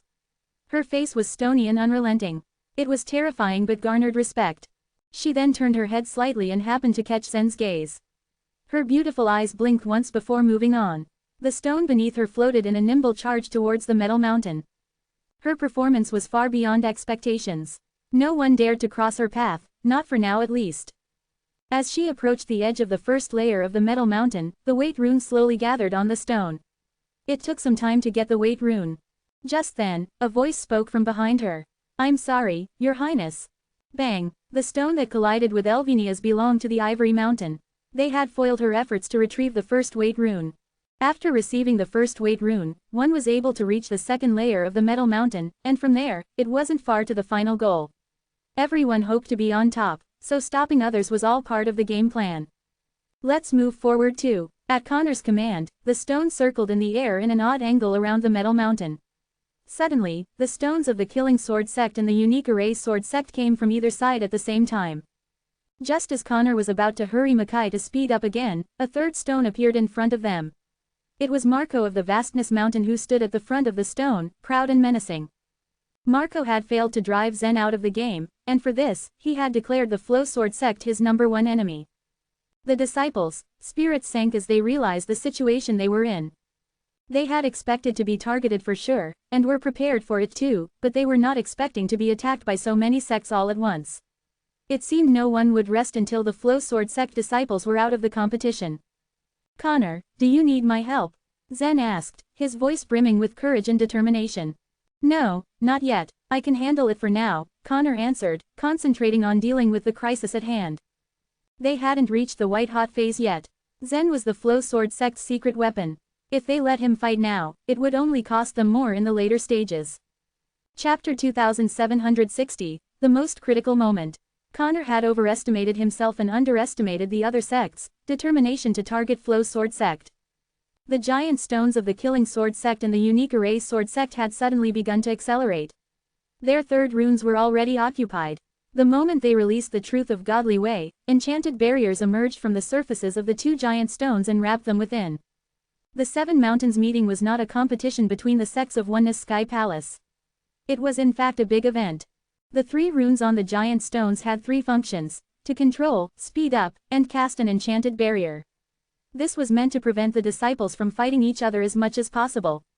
Now that these 2 stones were on either side of them, trying to intercept their way, Mackay couldn't accelerate as required. "Jax," Connor called out desperately. Jax Gong stepped on the 3rd rune, and the moment he released the truth of eternal sword intent, the enchanted barrier on the giant stone began to glow. Judging from the thickness of the enchanted barrier, Jax Gong's compatibility with the truth of eternal sword intent was nothing compared to that of the disciples from the Killing Sword sect and the unique Erase Sword sect. But he had no other choice now. The moment the enchanted barrier formed, the 2 giant stones on either side of them collided with the giant stone of the Flow Sword sect. The 3 stones were well protected by enchanted barriers, which reduced the impact of the collision so it wasn't too destructive. Having been squeezed on both sides, the enchanted barrier was now stuck in the middle and couldn't move. Connor's efforts to break away were in vain. Moments later, the giant stone of the Vastness Mountain that Marco was operating shot towards them. It flew up some distance and then came crashing down. It looked like it was about to knock the Flow Sword sect's giant stone to the ground. "Quit, you idiots," Marco said tauntingly. He looked down at the people of the Flow Sword sect, his eyes finally landing on Zen. At Zen's clenched fists, his eyes filled with mocking. "You have no idea what I'm capable of," he thought. The impact of the collision was terrifying. The moment he brought the giant stone of the Vastness Mountain crashing against that of the Flow Sword sect, the Killing Sword sect and the unique Erase Sword sect moved away. The giant stone of the Flow Sword sect spun in midair and came crashing down like a shooting star. "Ah!" Imran and the other disciples shrieked as they were thrown off the giant stone. Close by, Dorothy was also competing against the giant stones of the other sects. She was responsible for the accelerating rune and Germain piloted the stone of the Origin Mountain. Since Dorothy had the time to observe what was going on, the sight of the Flow Sword sect on the brink of elimination filled her with anxiety. "This is bad," she thought. Many looked on in horror as they watched the Flow Sword sect's giant stone fall. On the top of the cave was a hollow, in which a stone bench and a small stove sat. Tea brewed in a utensil atop the stove. 4 people sat on the stone bench. Athamar, Goran, Winchell, and an energetic old man. The old man was the one who Zen had seen distributing flags in Dragon City. His appearance hadn't changed much, but his aura was different from before. "Athamar, you have been too confident. The last time the Flow Sword sect ranked first in this event, but this time, every sect is targeting them. I don't see a chance for the sect to win. They can't even go up to the 2nd layer of the Metal Mountain," Winchell laughed. Athamar smiled helplessly as he shook his head. "Connor is too cautious. If he had let Zen help him from the beginning, the situation might have been very different." But Goran did not agree with him. Zen wouldn't have been able to make a difference. The disciples from the other mountains are also strong this time. He is not the only one who has the ability of instant enlightenment. The rewards of the 7 Mountains meeting were so rich this time that even those like Elvenia, who hadn't taken part in the past years, had signed up for it. The other mountains also had some secluded talents, which meant that this year's event was obviously much more difficult than the previous one. Everyone had begun to think that the Flow Sword sect was about to be kicked out when Connor's aura suddenly glowed fiercely. He sprang off the stone into a perfect somersault and came to land gracefully on the ground. The rules dictated that the moment his feet left the stone, he couldn't return to it. But he had to do something for his sect. The moment he landed on the ground, a huge hand made of black stone appeared over his head. It was a descending type of other shore token, called the diabolic sun-grasping hand. The diabolic sun-grasping hand was a very rare other shore token belonging to stage 13 of the other shore. It was of the descending type, but had a terrifying power that could reach up to 400 divine megatons. It could also be used as a magic weapon. Diabolic sun-grasping hand. Go.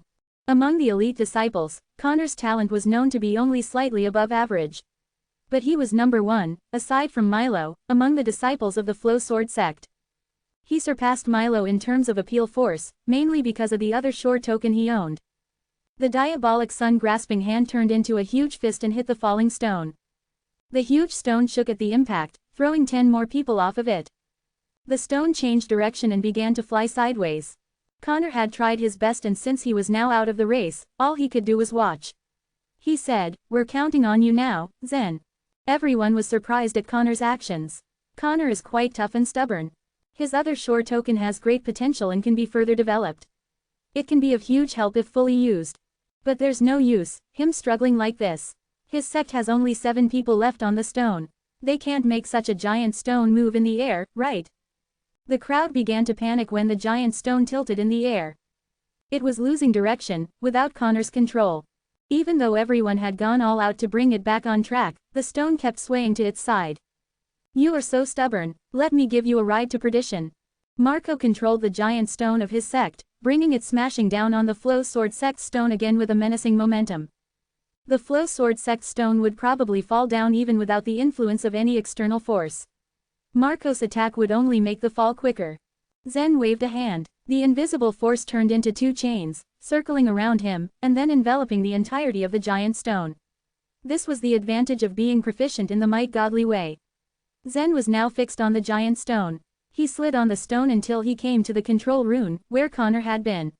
He activated the Truth of Eternal Sword Intent and the Strength God Totem, releasing both the powerful other shore power and the Truth Aura. "Rise," Zen commanded.